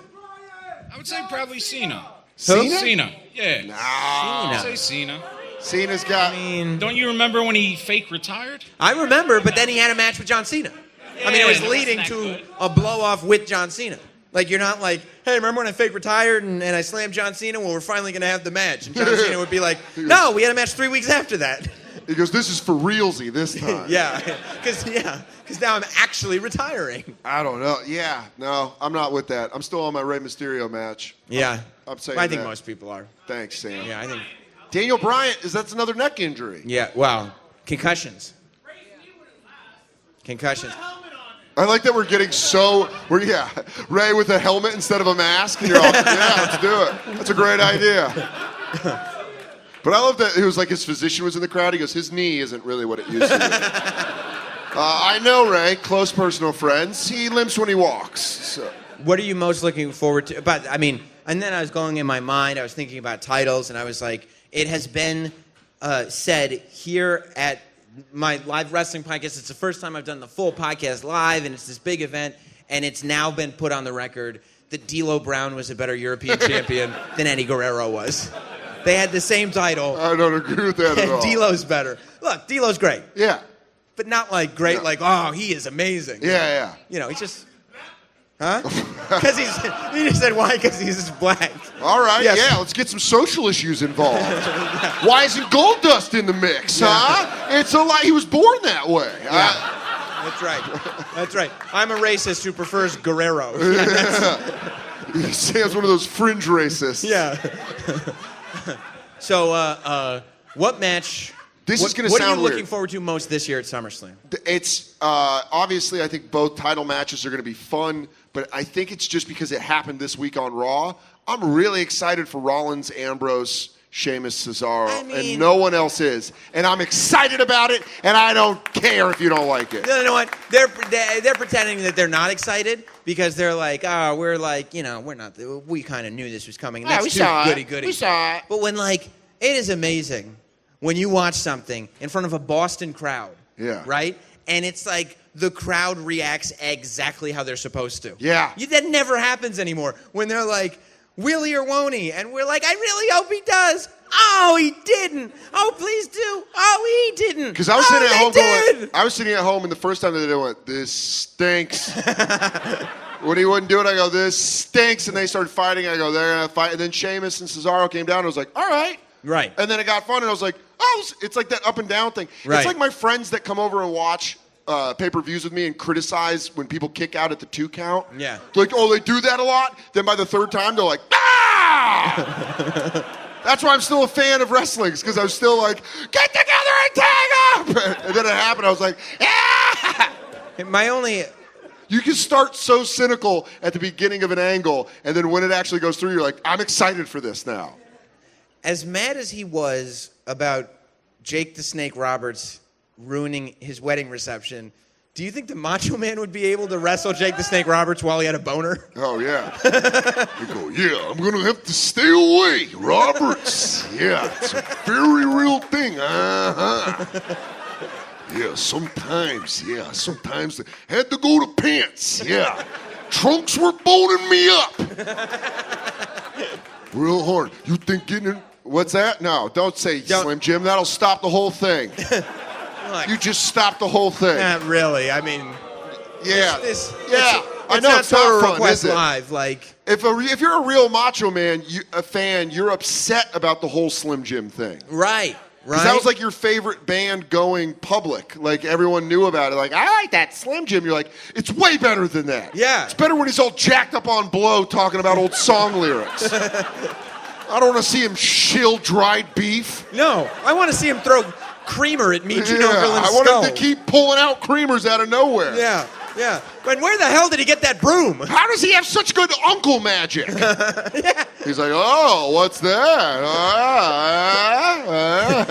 Macho Man Randy Savage could have been an amazing sleight of hand artist. Yeah, where he goes, yeah, over here. No, it's over here.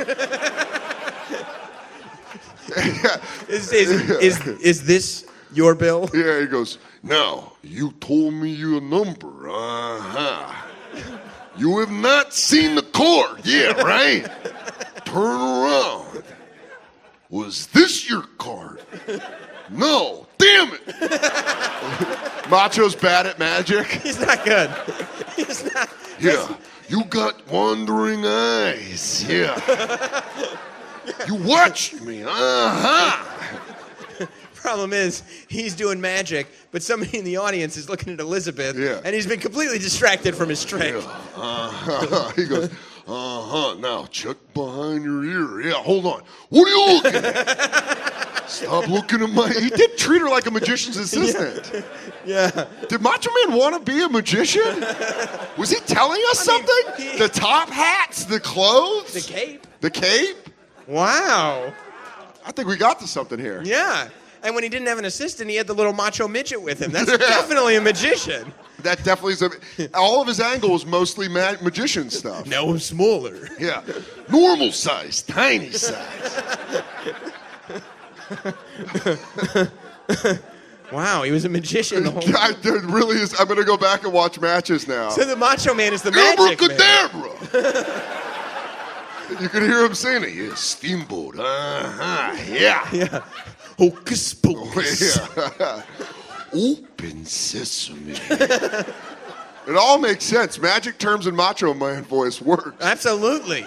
Absolutely, man. Abracadabra. Yeah. It's a lot of fun.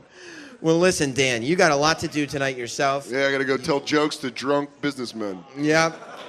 It's a sad life being a whore, but it's a good life. You got stand-up comedy to do. Where? I'm going to be at the Stand on the 10 o'clock show, and then this Friday I'll be back there. Tomorrow night I'm doing a one-nighter. So we will, and you know, I believe our show will get out just in time for you guys to run over to the Stand if you want to see Dan Soder perform tonight. Yeah, dansoder.com for dates. Yeah. Thank you for having me. Thank you, Dan Soder. I love you, Sam Roberts. Whoa. Rey Mysterio's way better than you give him credit for. Eddie Guerrero's a god. I'm out of here. Yeah, Dan Soder, everybody. Dan Soder, everybody. So, I said, you know, I've done live shows before, and tomorrow we'll be at Caroline's doing our traditional SummerSlam show. I would encourage everybody to come out. Seth Rollins and Sasha Banks are both going to be at Caroline's with me tomorrow.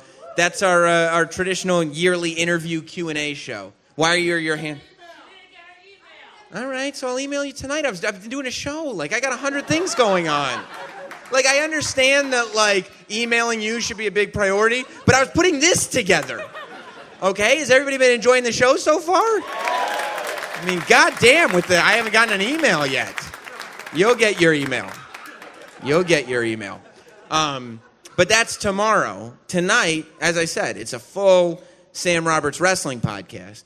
And even though I don't have a dog barking or a baby crying, it is important to do the state of wrestling. But I don't want to do it by myself this time.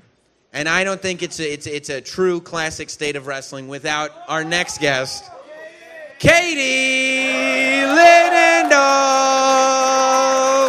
Where is she?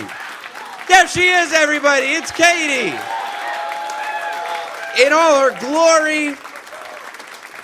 Look at you. Dude, you left me up there by myself with like 5 meat trays and my thoughts. It was getting kind of weird. Well, that's what she said. Meat trays, Katie. It's a So it euphemism. begins. Yeah. Hi, Sam. I'll let you know when you walk into one of those by mistake. Yes. That's what I'm here for. Thank you. I love you too. They all. I mean it. It's more of a lust than a love. With them. I'll take what I can get. Okay. Good. So, Katie, welcome to the State of Wrestling. A lot of people, we were doing the meet and greet earlier, and a question that came up more than once was, Sam, like, how did you react to Baron Corbin cashing in on SmackDown this week? And then losing it. Which, like, and I think, did we all go on this, like, wave of emotions? Like, wait a minute, did you know from the beginning it was Dunsky? Give me, do we have the wireless over there, H-Dizzle? Yeah. I want to know from this guy right here in the hat with trees on. Are those trees on your hat? Oh, in the Supreme hat. Oh, excuse me. So you from the minute that he came out with that briefcase, you were like, please, God, no. Yeah, because the way he hit him, it was like, the way he hit Cena was like, what the hell? Why? Like, why would he do that? Yeah, like if he's gonna cash in, like, yeah. What does he stand to gain by John Cena not winning? I'll tell you what, because he hates him. He doesn't like him. He got him there, Sam. Nailed he won him. there. Nailed him. I don't like you, and you won't be winning matches while I have this briefcase. Do you think, legitimately, what we're up to 16 Money in the Banks to date? Excuse me. Look at that research. That's just off the top of my head. That's incredible. No. Do you think that was the worst cash-in of all time? Yeah, no. No, I don't think that was the worst cash-in of all time. I think Sandow was the worst cash-in. Really? And I'll tell you, there was, well, I mean, Mr. Anderson, Ken Kennedy, was probably the worst winner because he lost the briefcase in just a regular match, which is like, what? But who won it?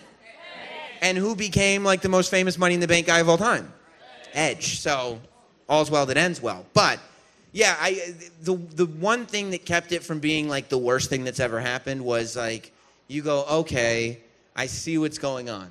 They're giving a reason for being to this rivalry between John Cena and Baron Corbin. Like now there's a reason why Baron Corbin hates John Cena so much. There is a revenge factor coming to the SummerSlam match that now Baron Corbin is like, you're the guy who took my briefcase. If I didn't like you before, I really don't like you now. It's a stretch. You think so? It's a stretch. I mean, I think... Who thinks it's a stretch? I think on a scale of the whole spectrum of Money in the Bank all time, Corbin to Seth Rollins, WrestleMania 33. I mean, that is the lowest point and the highest point. Seth Rollins is definitely the best cash-in of all time. Are we in agreement? Yeah, that's tough to argue. Ziggler's second? Oh, of course this guy says one, but he's like Eddie Guerrero sucks, so second, right? Yeah, I mean, well, the Ziggler cash-in, like the Seth Rollins cash-in was this great, amazing cash-in because it set up this amazing trajectory for his career because say what you want about Seth Rollins, like when he was the champion as a bad guy, I thought he was awesome. Like I thought it was a great time to be Seth Rollins. But for Dolph Ziggler, it was like when Daniel Bryan won at WrestleMania 30. It was like this awesome moment, and then you realize it's just the moment. For whatever reason, because of Daniel Bryan, because of Dolph Ziggler, it was injury too. He got stripped of the title. But it was like this moment that you're right, it's still probably the second best cash-in. I mean, the CM Punk cash-ins were also really great because I don't think any of us saw them coming. But when you have a cash-in like last night, last night, losing it, people, then you start to dilute the briefcase in itself. Do you, or is it important to sometimes not be successful with Money in the Bank? Isn't it important that we don't, like, because otherwise, every time that briefcase gets handed in, you're like, yep, title change. But I would have said that when... Right. I would have said that it was unique to just have him win in the first place, to even have the briefcase. Yeah. Then to go with that, they didn't need to do that last night, in my opinion. No, I mean, I'm playing devil's advocate, and I'm explaining, like, why. Like, I try to, once things happen, I, like, try to justify it in my head. I think Baron Corbin is better holding the briefcase because it adds a mystique and unpredictability to him that I think he kind of, not needs, but benefits him a lot. You think needs? He needs a haircut. Yeah, well, guess what? People say the same thing about me, so I will not be getting behind that. That's a cruel thing that people say to people, and it's not true in most cases. But we're going to do a little trivia, but do you know the two superstars of all time that have cashed in on the same day? Dean Ambrose and Kane? Oh, man, come on, dude. Just gave it to him. I did not know the answer to that question, but you got my back over there. Well done. That was hard. So, yeah, I mean, I think that the thinking behind Baron Corbin losing that briefcase is the same thinking behind Finn Balor losing clean to Bray Wyatt and then having a viscous, mucus-like, acidic, red liquid substance, symbolic substance put on him. Cesspool of germs. Right. I think that anything but the word blood. What? Stop! My bad. I mean, why would you call him? It wasn't blood. Why would you call it that? It wasn't. I mean, that's insane. Blood's not that thick. But I think that the reason they did that and had this match happen and Finn Balor loses is because before there's really no reason for Finn Balor to put that demon paint on to fight Bray Wyatt because I love Bray Wyatt. Everybody knows he's like one of my favorites. But what's he done? Now there's like this thing like, okay, this demon who just got covered in blood needs to be a demon again. So does it lead to a one-off? What do you mean? Is this a one and done? Bray Wyatt and Finn? Yeah. I think so. Yeah, we would think that the demon comes out at Summer. Hopefully they said, oh, it's so mean. You would think that the demon comes out at SummerSlam, beats Bray Wyatt, and then it's time for something else. I mean, I'd love to see Finn Balor go back into that Universal title picture that we talked about. What did you think of the tag title match that was made on Raw? Because I said it before while Soder was out here that I thought it was an amazing segment just because Seth Rollins and Dean Ambrose, as you were watching it, 2 weeks in a row, had the crowd in the palm of their hands. There was an audible the week before this week. Last week is what they call that. There was an audible, like, they put the fist out, or whoever did it. I think Seth Rollins put his fist out. And everybody goes, yeah! And then Dean Ambrose walks away, and everybody goes, oh! And you don't hear that, oh, all that often. You know what I mean? Because, like that takes a level of investment into a story that a lot of times people are like, meh. You know, you're not going to get there. Was it too predictable in the end, though? I think that as much... Or was it necessary? As much as we all knew where it was going, there was this familiarity. It was like eating cake. Like, you know how good it's going to be. It's not like this surprise, like, oh, my God, cake is delicious. But you're like, I love cake so much. I'm so glad there's cake back here. You know, if I didn't have cake for however many years it's been, and then somebody was like, look, here's a cake, I'd be like, yay! Even though it's not a surprise. I was thinking of the same analogy. Exactly. Totally. It's cake. It's cake for the wrestling soul. But how long before Reigns is in the mix? Does it happen? Wow, that's soon. I told you a couple weeks ago that I want Roman to join them because I think it'd be good for Roman. Right? Like, I think it's the one thing that might be able to refresh Roman and bring him back to, like, okay, we like what Seth and Dean are doing. We put Roman in. Maybe there's something cool happening here because it's not happening as a solo act. That said, I don't see it happening. Shield it back together, yes or no? Look at that. A mixed reaction. I love it. Everybody's debating and thinking. Okay, I'm just hearing words now. Hold on. Shield back together. All in favor, yes? No way. Me. It's a split, man. Yeah. Yeah, I don't know. I don't think it'll happen, though. Shield versus Club. I like that. Club, Shield. Shield versus... Like, do you really... Have you seen what the Club has done? I understand that the Bullet Club is cool, but, like, you know, the Shield versus Gallows and Anderson, I kind of can predict... Oh, put Finn Balor in there? I don't see it happening. I don't see it happening. Ooh. Are you excited about that? I mean, you know Adam Cole, correct? Yes. You've seen him work before at Ring of Honor shows that we've gone to together. The hot rumor, I see the Adam Cole shirt out there. The hot rumor on these wrestling streets is that he has signed, and maybe in Brooklyn this weekend, one would imagine for the NXT TakeOver pay-per-view. Some people are theorizing that maybe we see him team up with Kyle O'Reilly and Bobby Fish to do some kind of like a Ring of Honor faction inside NXT. What do you think of the possibility of Adam Cole? I think you and I saw that coming. Oh, my God. It was a matter of when. You saw it coming 5 years ago. It's like, this is definitely... It's one of those things, though, just with a Samoa Joe or... I mean, you could name anyone that came out of NXT, which was a surprise to us. Even Styles. Yeah. It's going to happen, but when it does, it's still that extreme excitement. Yeah. Yeah, and I think But when does he pop on? I think it should be NXT. You put him in NXT for a while? Absolutely, yeah. Make him the big star in NXT. I think they should have done the same thing with Mike Bennett.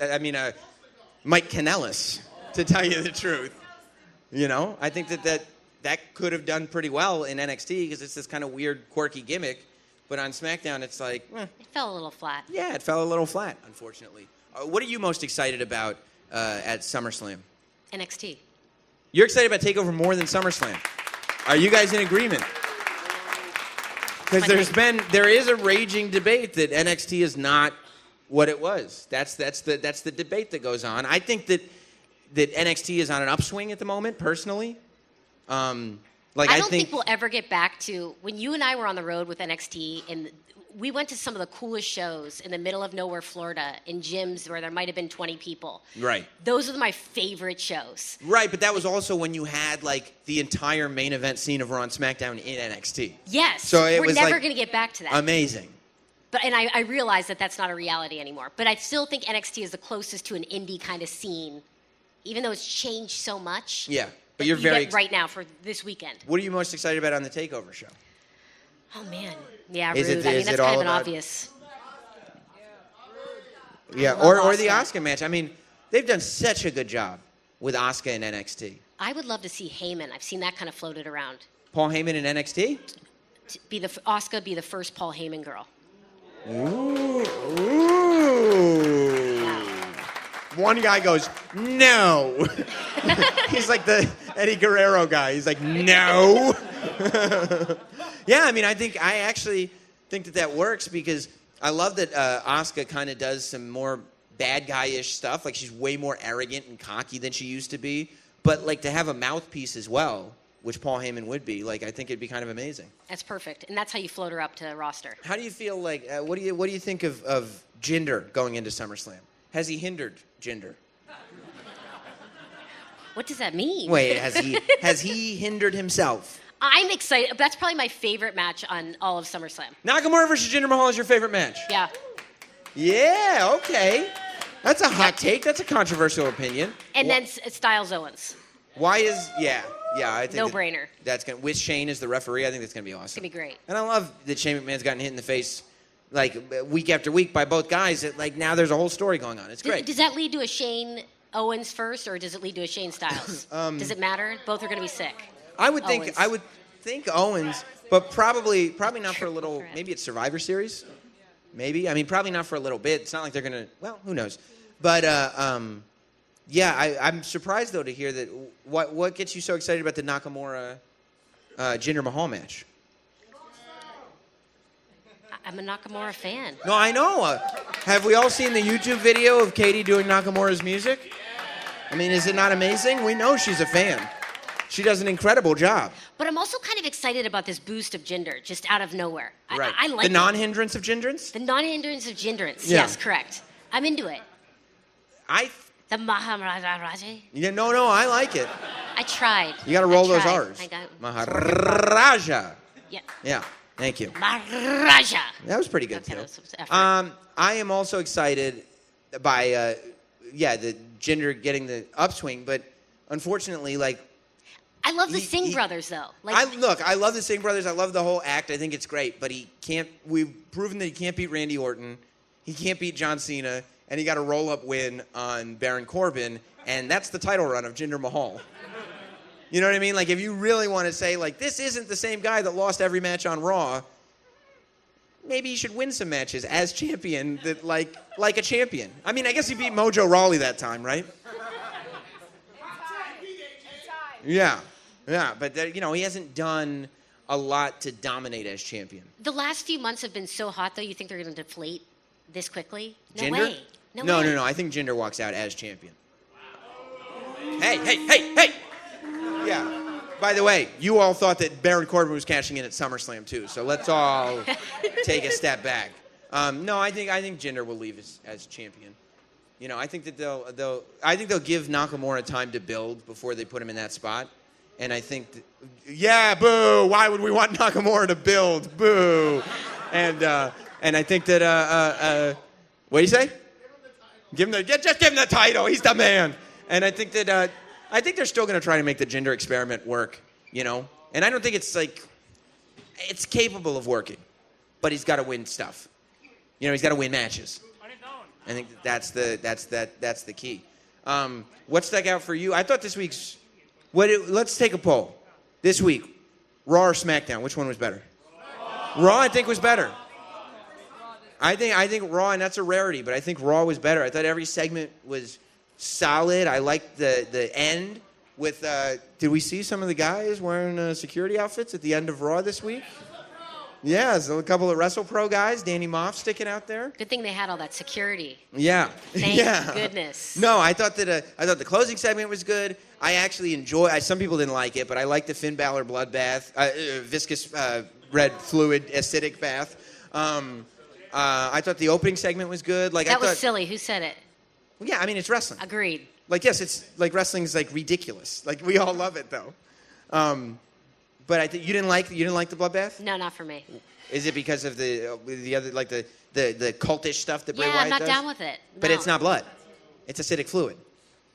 I don't give a shit what it is. Okay. I'm All not right. All right. How am I She's gonna play getting that? serious. Yeah. No, I thought. Well, yeah, acid in the eyes is not good. But I thought that Raw was better, and it did a really, really good job of building up SummerSlam. So I want your opinion on what happens Fatal 4-Way. Well, I said it to Dan Soder, and I these heard guys you talk about it a little bit. These guys booed me. I think Brock Lesnar. I don't think either champion is losing their world title, universal title, whatever it is. I think Brock Lesnar walks out as champion. Even with all the... Well, I think that's all part of it. Like, I think that it promotes the discussion and it gets us all being like, oh, what's going to happen? But I think that Brock Lesnar is walking out of there as champion. And if it's not Brock Lesnar, I would like it to be Braun Strowman. Joe. I know, but I want Joe to, like, when he wins it, to have this moment where it's not, like, clouded with all this, like, well, we know eventually it's going to go to Roman or Brock or blah, blah, blah. Like, all this stuff is happening around it. For Joe to win it now, it would almost feel like it's good. Like, you get this instinct that it's going to be temporary, and it shouldn't, right? When Joe wins it, it's almost like you want this moment. Same thing for Nakamura. You want this moment where we're all sitting there going like, yeah, now is the time for that. We want, like you were talking about Seth Rollins cashing in the Money in the Bank. We were all of us taking a crap on that WrestleMania main event. None of us wanted either Brock Lesnar or Roman Reigns to win that match. And we all loved Seth Rollins at the time. So when Seth Rollins cashed in, it was like this, like, yes, that's what we were looking for. And it would be cool for Samoa Joe to win or Nakamura to win, but we don't want it bad enough yet. We got to keep wanting it. You got to get teased. You got to get teased. I don't want no Minute Man. You know? That's what she said. And so I think that Brock, for that reason, leaves, and if he doesn't, give it to Braun. Do you ever foresee him going back UFC? It's a tangential question. Yeah, I mean, I think that, but here's the thing. I don't think he has to necessarily leave WWE to go to UFC. I think he has to take some time off WWE, but he takes time off WWE whenever, regardless. So, you know, I think that, like, you look at the Brock Lesnar, John Jones discussion is obviously inspired by Floyd Mayweather and Conor McGregor, right? And who is the guy that's with Conor McGregor at every Floyd Mayweather press conference? Dana White, right, because Dana White realizes that regardless of how this turns out, this is good news for the UFC. So, if UFC is able to get together this massive money fight, it wouldn't be as big as Mayweather-McGregor, but it would be the biggest UFC fight of all time, between John Jones and Brock Lesnar. I think Vince McMahon is smart enough, if Brock Lesnar is willing to say, well, if he's a WWE, if he's still affiliated with WWE going into this thing, win or lose, WWE comes out looking good because of all the attention that's going to be on it. I'll tell you what, though, you want to sell out T-Mobile Arena, you throw Heyman in that mix. I've said that since day one. Well, I mean, I don't think UFC fans are going to enjoy. Doesn't matter. Paul Heyman managing one of the. Who would love that? Yeah, that would be sick. I mean, I think you're talking to let's go to like Jim Norton's UFC podcast and be like, who wants Paul Heyman? Good, create the divide. I love that. Yeah, I think you're right. Well, Katie, I appreciate you out here joining me for the State of Wrestling. I think there's, so much to talk about in this world. But I do want a chance to have a little interaction with this audience. Let's do it. And you love giveaways. Do love giveaways. So here's what we're going to do. And I haven't studied anything for this, and I'm also exhausted. So you guys may very well have an easy time with me. But if anybody would like to try to stump me, and don't give me any cheap questions, like real wrestling trivia questions that people would know. But if anybody would like to stump me in wrestling trivia right now, tonight, and you can go 2 out of 3 falls, because that's how we do it. This is Atlanta. I have these hoodies that have never been available. Sam Roberts Wrestling Podcast on the front. Boo the Bad Guys is on the back. I mean, I know. It's beautiful. It's a beautiful hoodie. It's a beautiful hoodie. Anybody, and I've got them in a bunch of sizes. So if anybody would like to attempt. It's very high quality, too, if I can add. Yes. It's a good quality hoodie. Very, very comfortable. Where's Hot That was my Dog? Christmas Magic gift, microphone. So there he is. good. Is there anybody? There he is. This guy right here. This guy's got guts. I like his chutzpah. This guy, and you look very, very confident. I think I'm going to be losing a hoodie today. This is not good. You know, I pay to make these. Is it a new hoodie or did you All wear right, it? I know the answer to this question, but Well, yeah, I mean, you can't ask me a trivia question you don't know the answer to. Oh. Because then I'll just say whatever I want. Oh, I thought you wanted me to ask you something like... You know, you ask me something that I don't know, and then Okay. if I give you the wrong answer, you have to be able to be like, that's wrong. If you're like, I don't know, then I'm going to be like, well, neither do I, so I'll just go with my answer. Let me just drive it home, too, get some clarity here. It's about wrestling, too, not like Sam's life. Yeah, We're just on the same trivia. page? Yeah. Schwinn makes which model bicycle? What? That's not what we're here for. All right. Okay, you got a question for me. Yes, Okay, tell me, and you know the answer. I know the answer. Ooh. But I'm curious to know if you know the answer. With that, okay. Well, we'll find out, won't we? Who is the youngest WWE superstar to ever fight in the ring?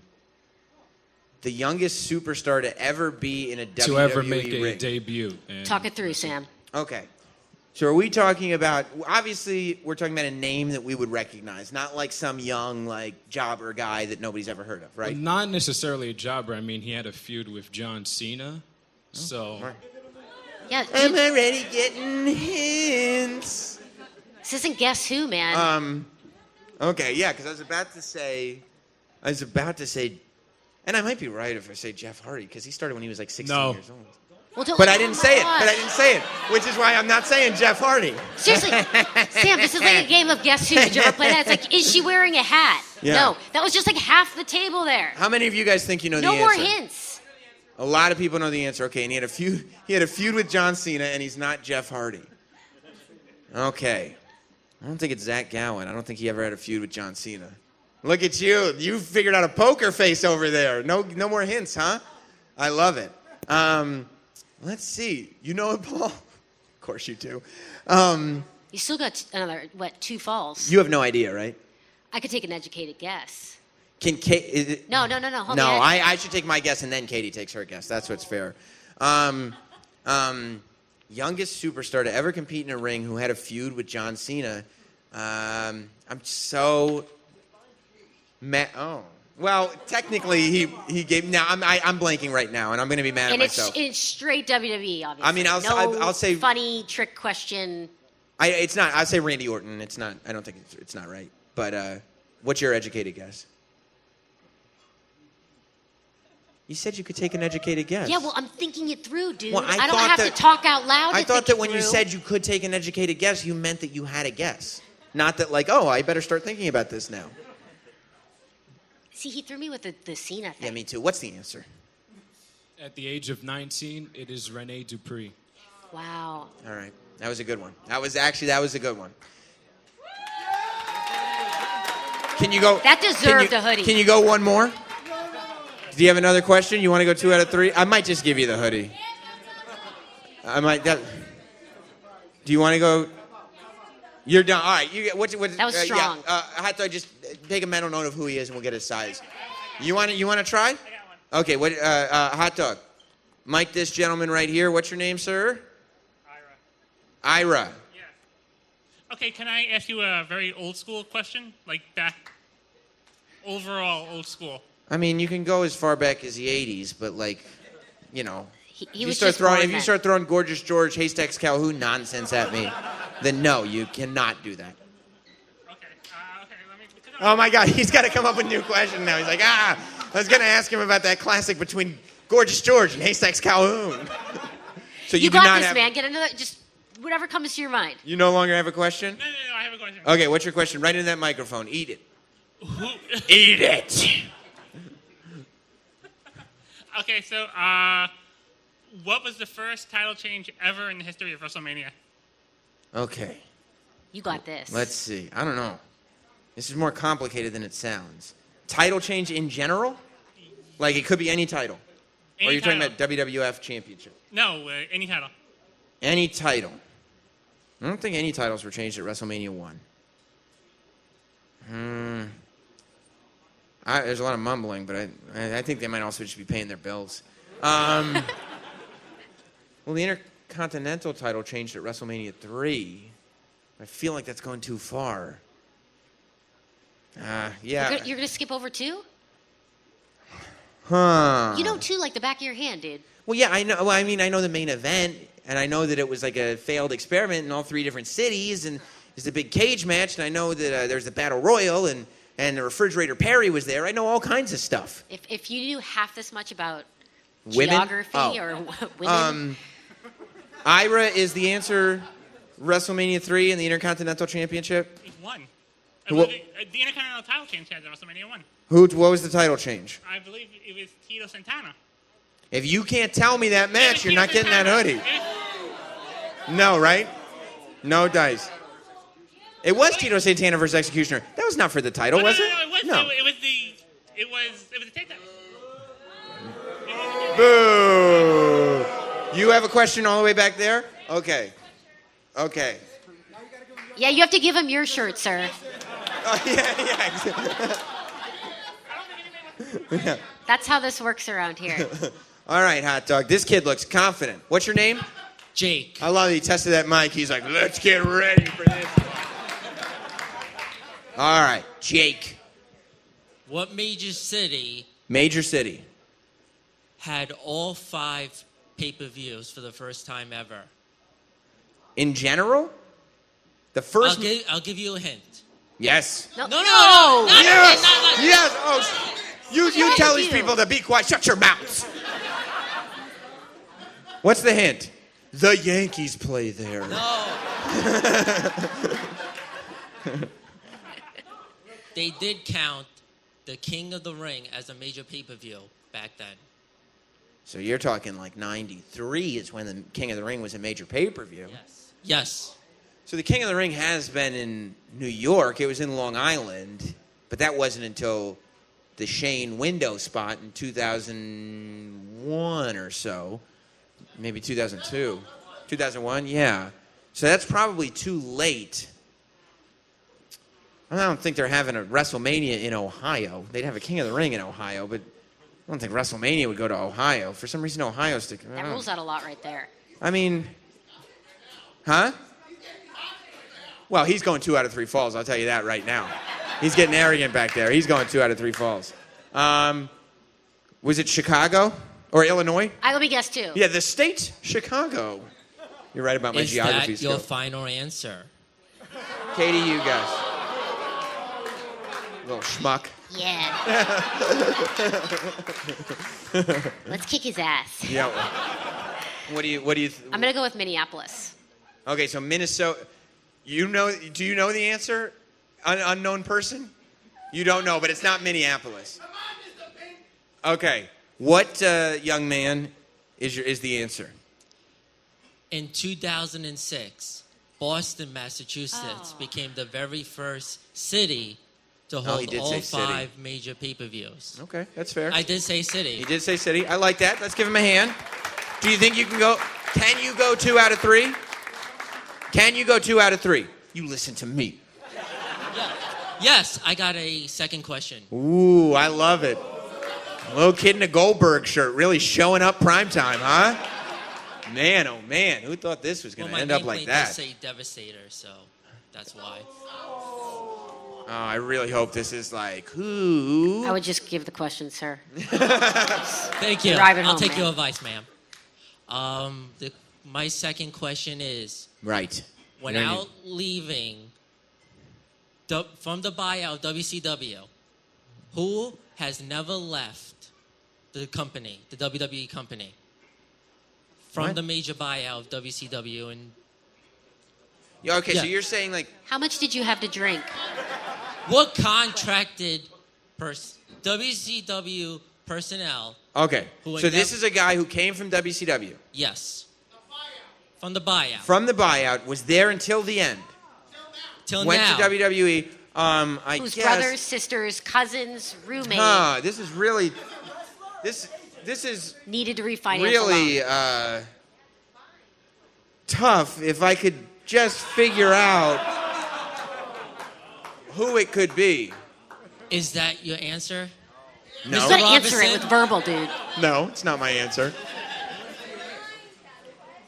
Good call. No, Booker T's not my answer, if that's what you thought it was. That's ridiculous. Everybody knows Booker T went to TNA. That guy in the red t-shirt just told me that. I totally forgot. You didn't put in a final answer. You're still good. I know, I'm still fine. He's like, oh, I don't think so, but is that your final answer? No. No. Regis Philbin, you are not. Nope. By the way, if this helps, this is my first podcast with you, so. He did the first podcast? No, this is my first podcast with you. What does that mean? Wait, does that mean like the first time Do you know what that means? Ever listen to the podcast? No, his first podcast. No, I'm saying. Are you guys gonna switch digits? No. I don't know when. How does this work? Yeah, I mean. Congratulations. Our question was, not this like- is my first Everyone walks out podcast a with you. winner. But my question. I appreciate that. I mean, you're not like booked. You know, it's not like a lot of. But I very much appreciate that. I'm just. But my I'm just question busting is, your from chops. the WCW buyout, who is still I got it. in the company today?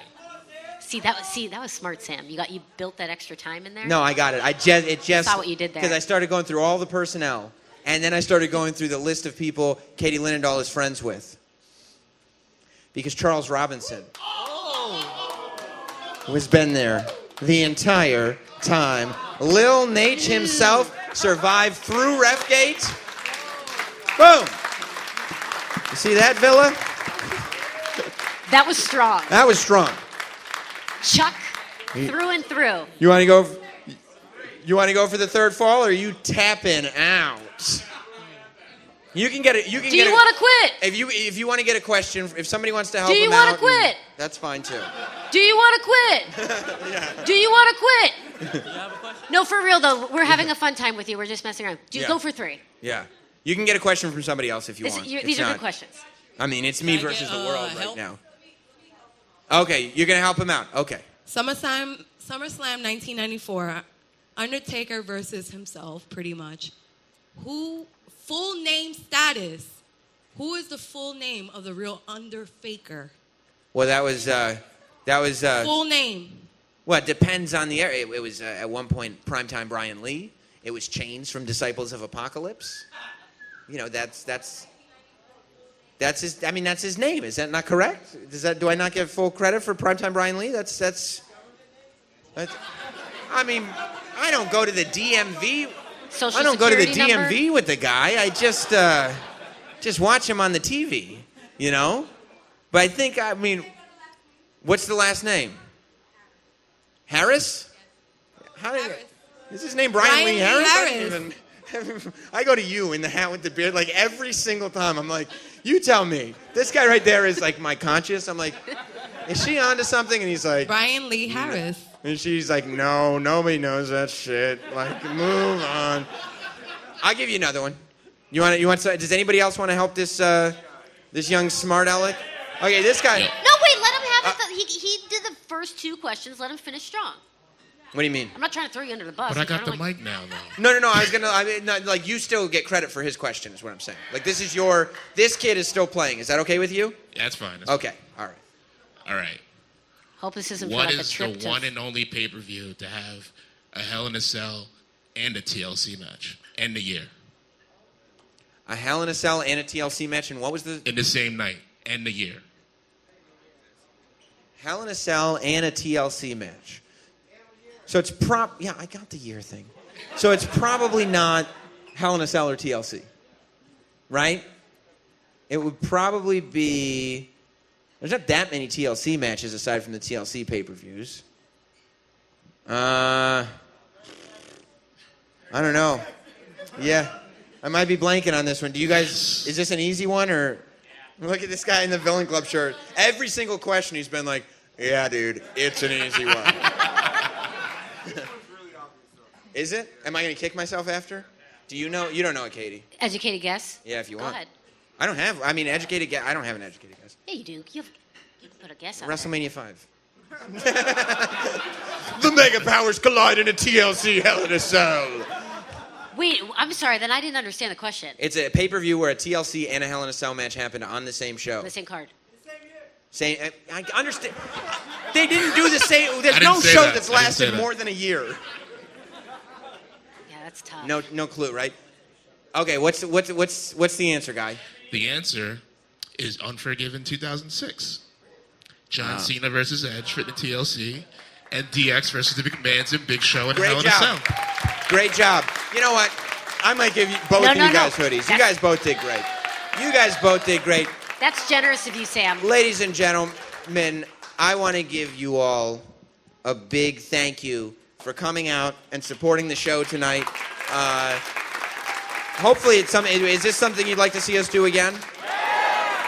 Okay, and we'll build out all new concepts. Can we give a hand? Well, let's give a hand for the world's strongest, Mark Henry, huh? How amazing was that he showed up? And Skylar Astin. Skylar Astin was great. Did I not get? I got Dan Soder to do all the voices.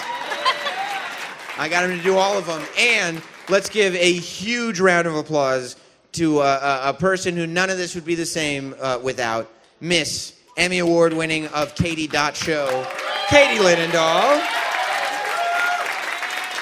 And I mean, I'm telling you guys, we started this podcast. I mean, when I started it, I started by myself, and I mean, I still do it by myself in my living room. But when I started the thing, it wasn't. I didn't know if it would stick. I didn't know what kind of support it would get. And I mean, looking at the responses I get, getting the downloads, meeting you guys in person is like my favorite thing in the world.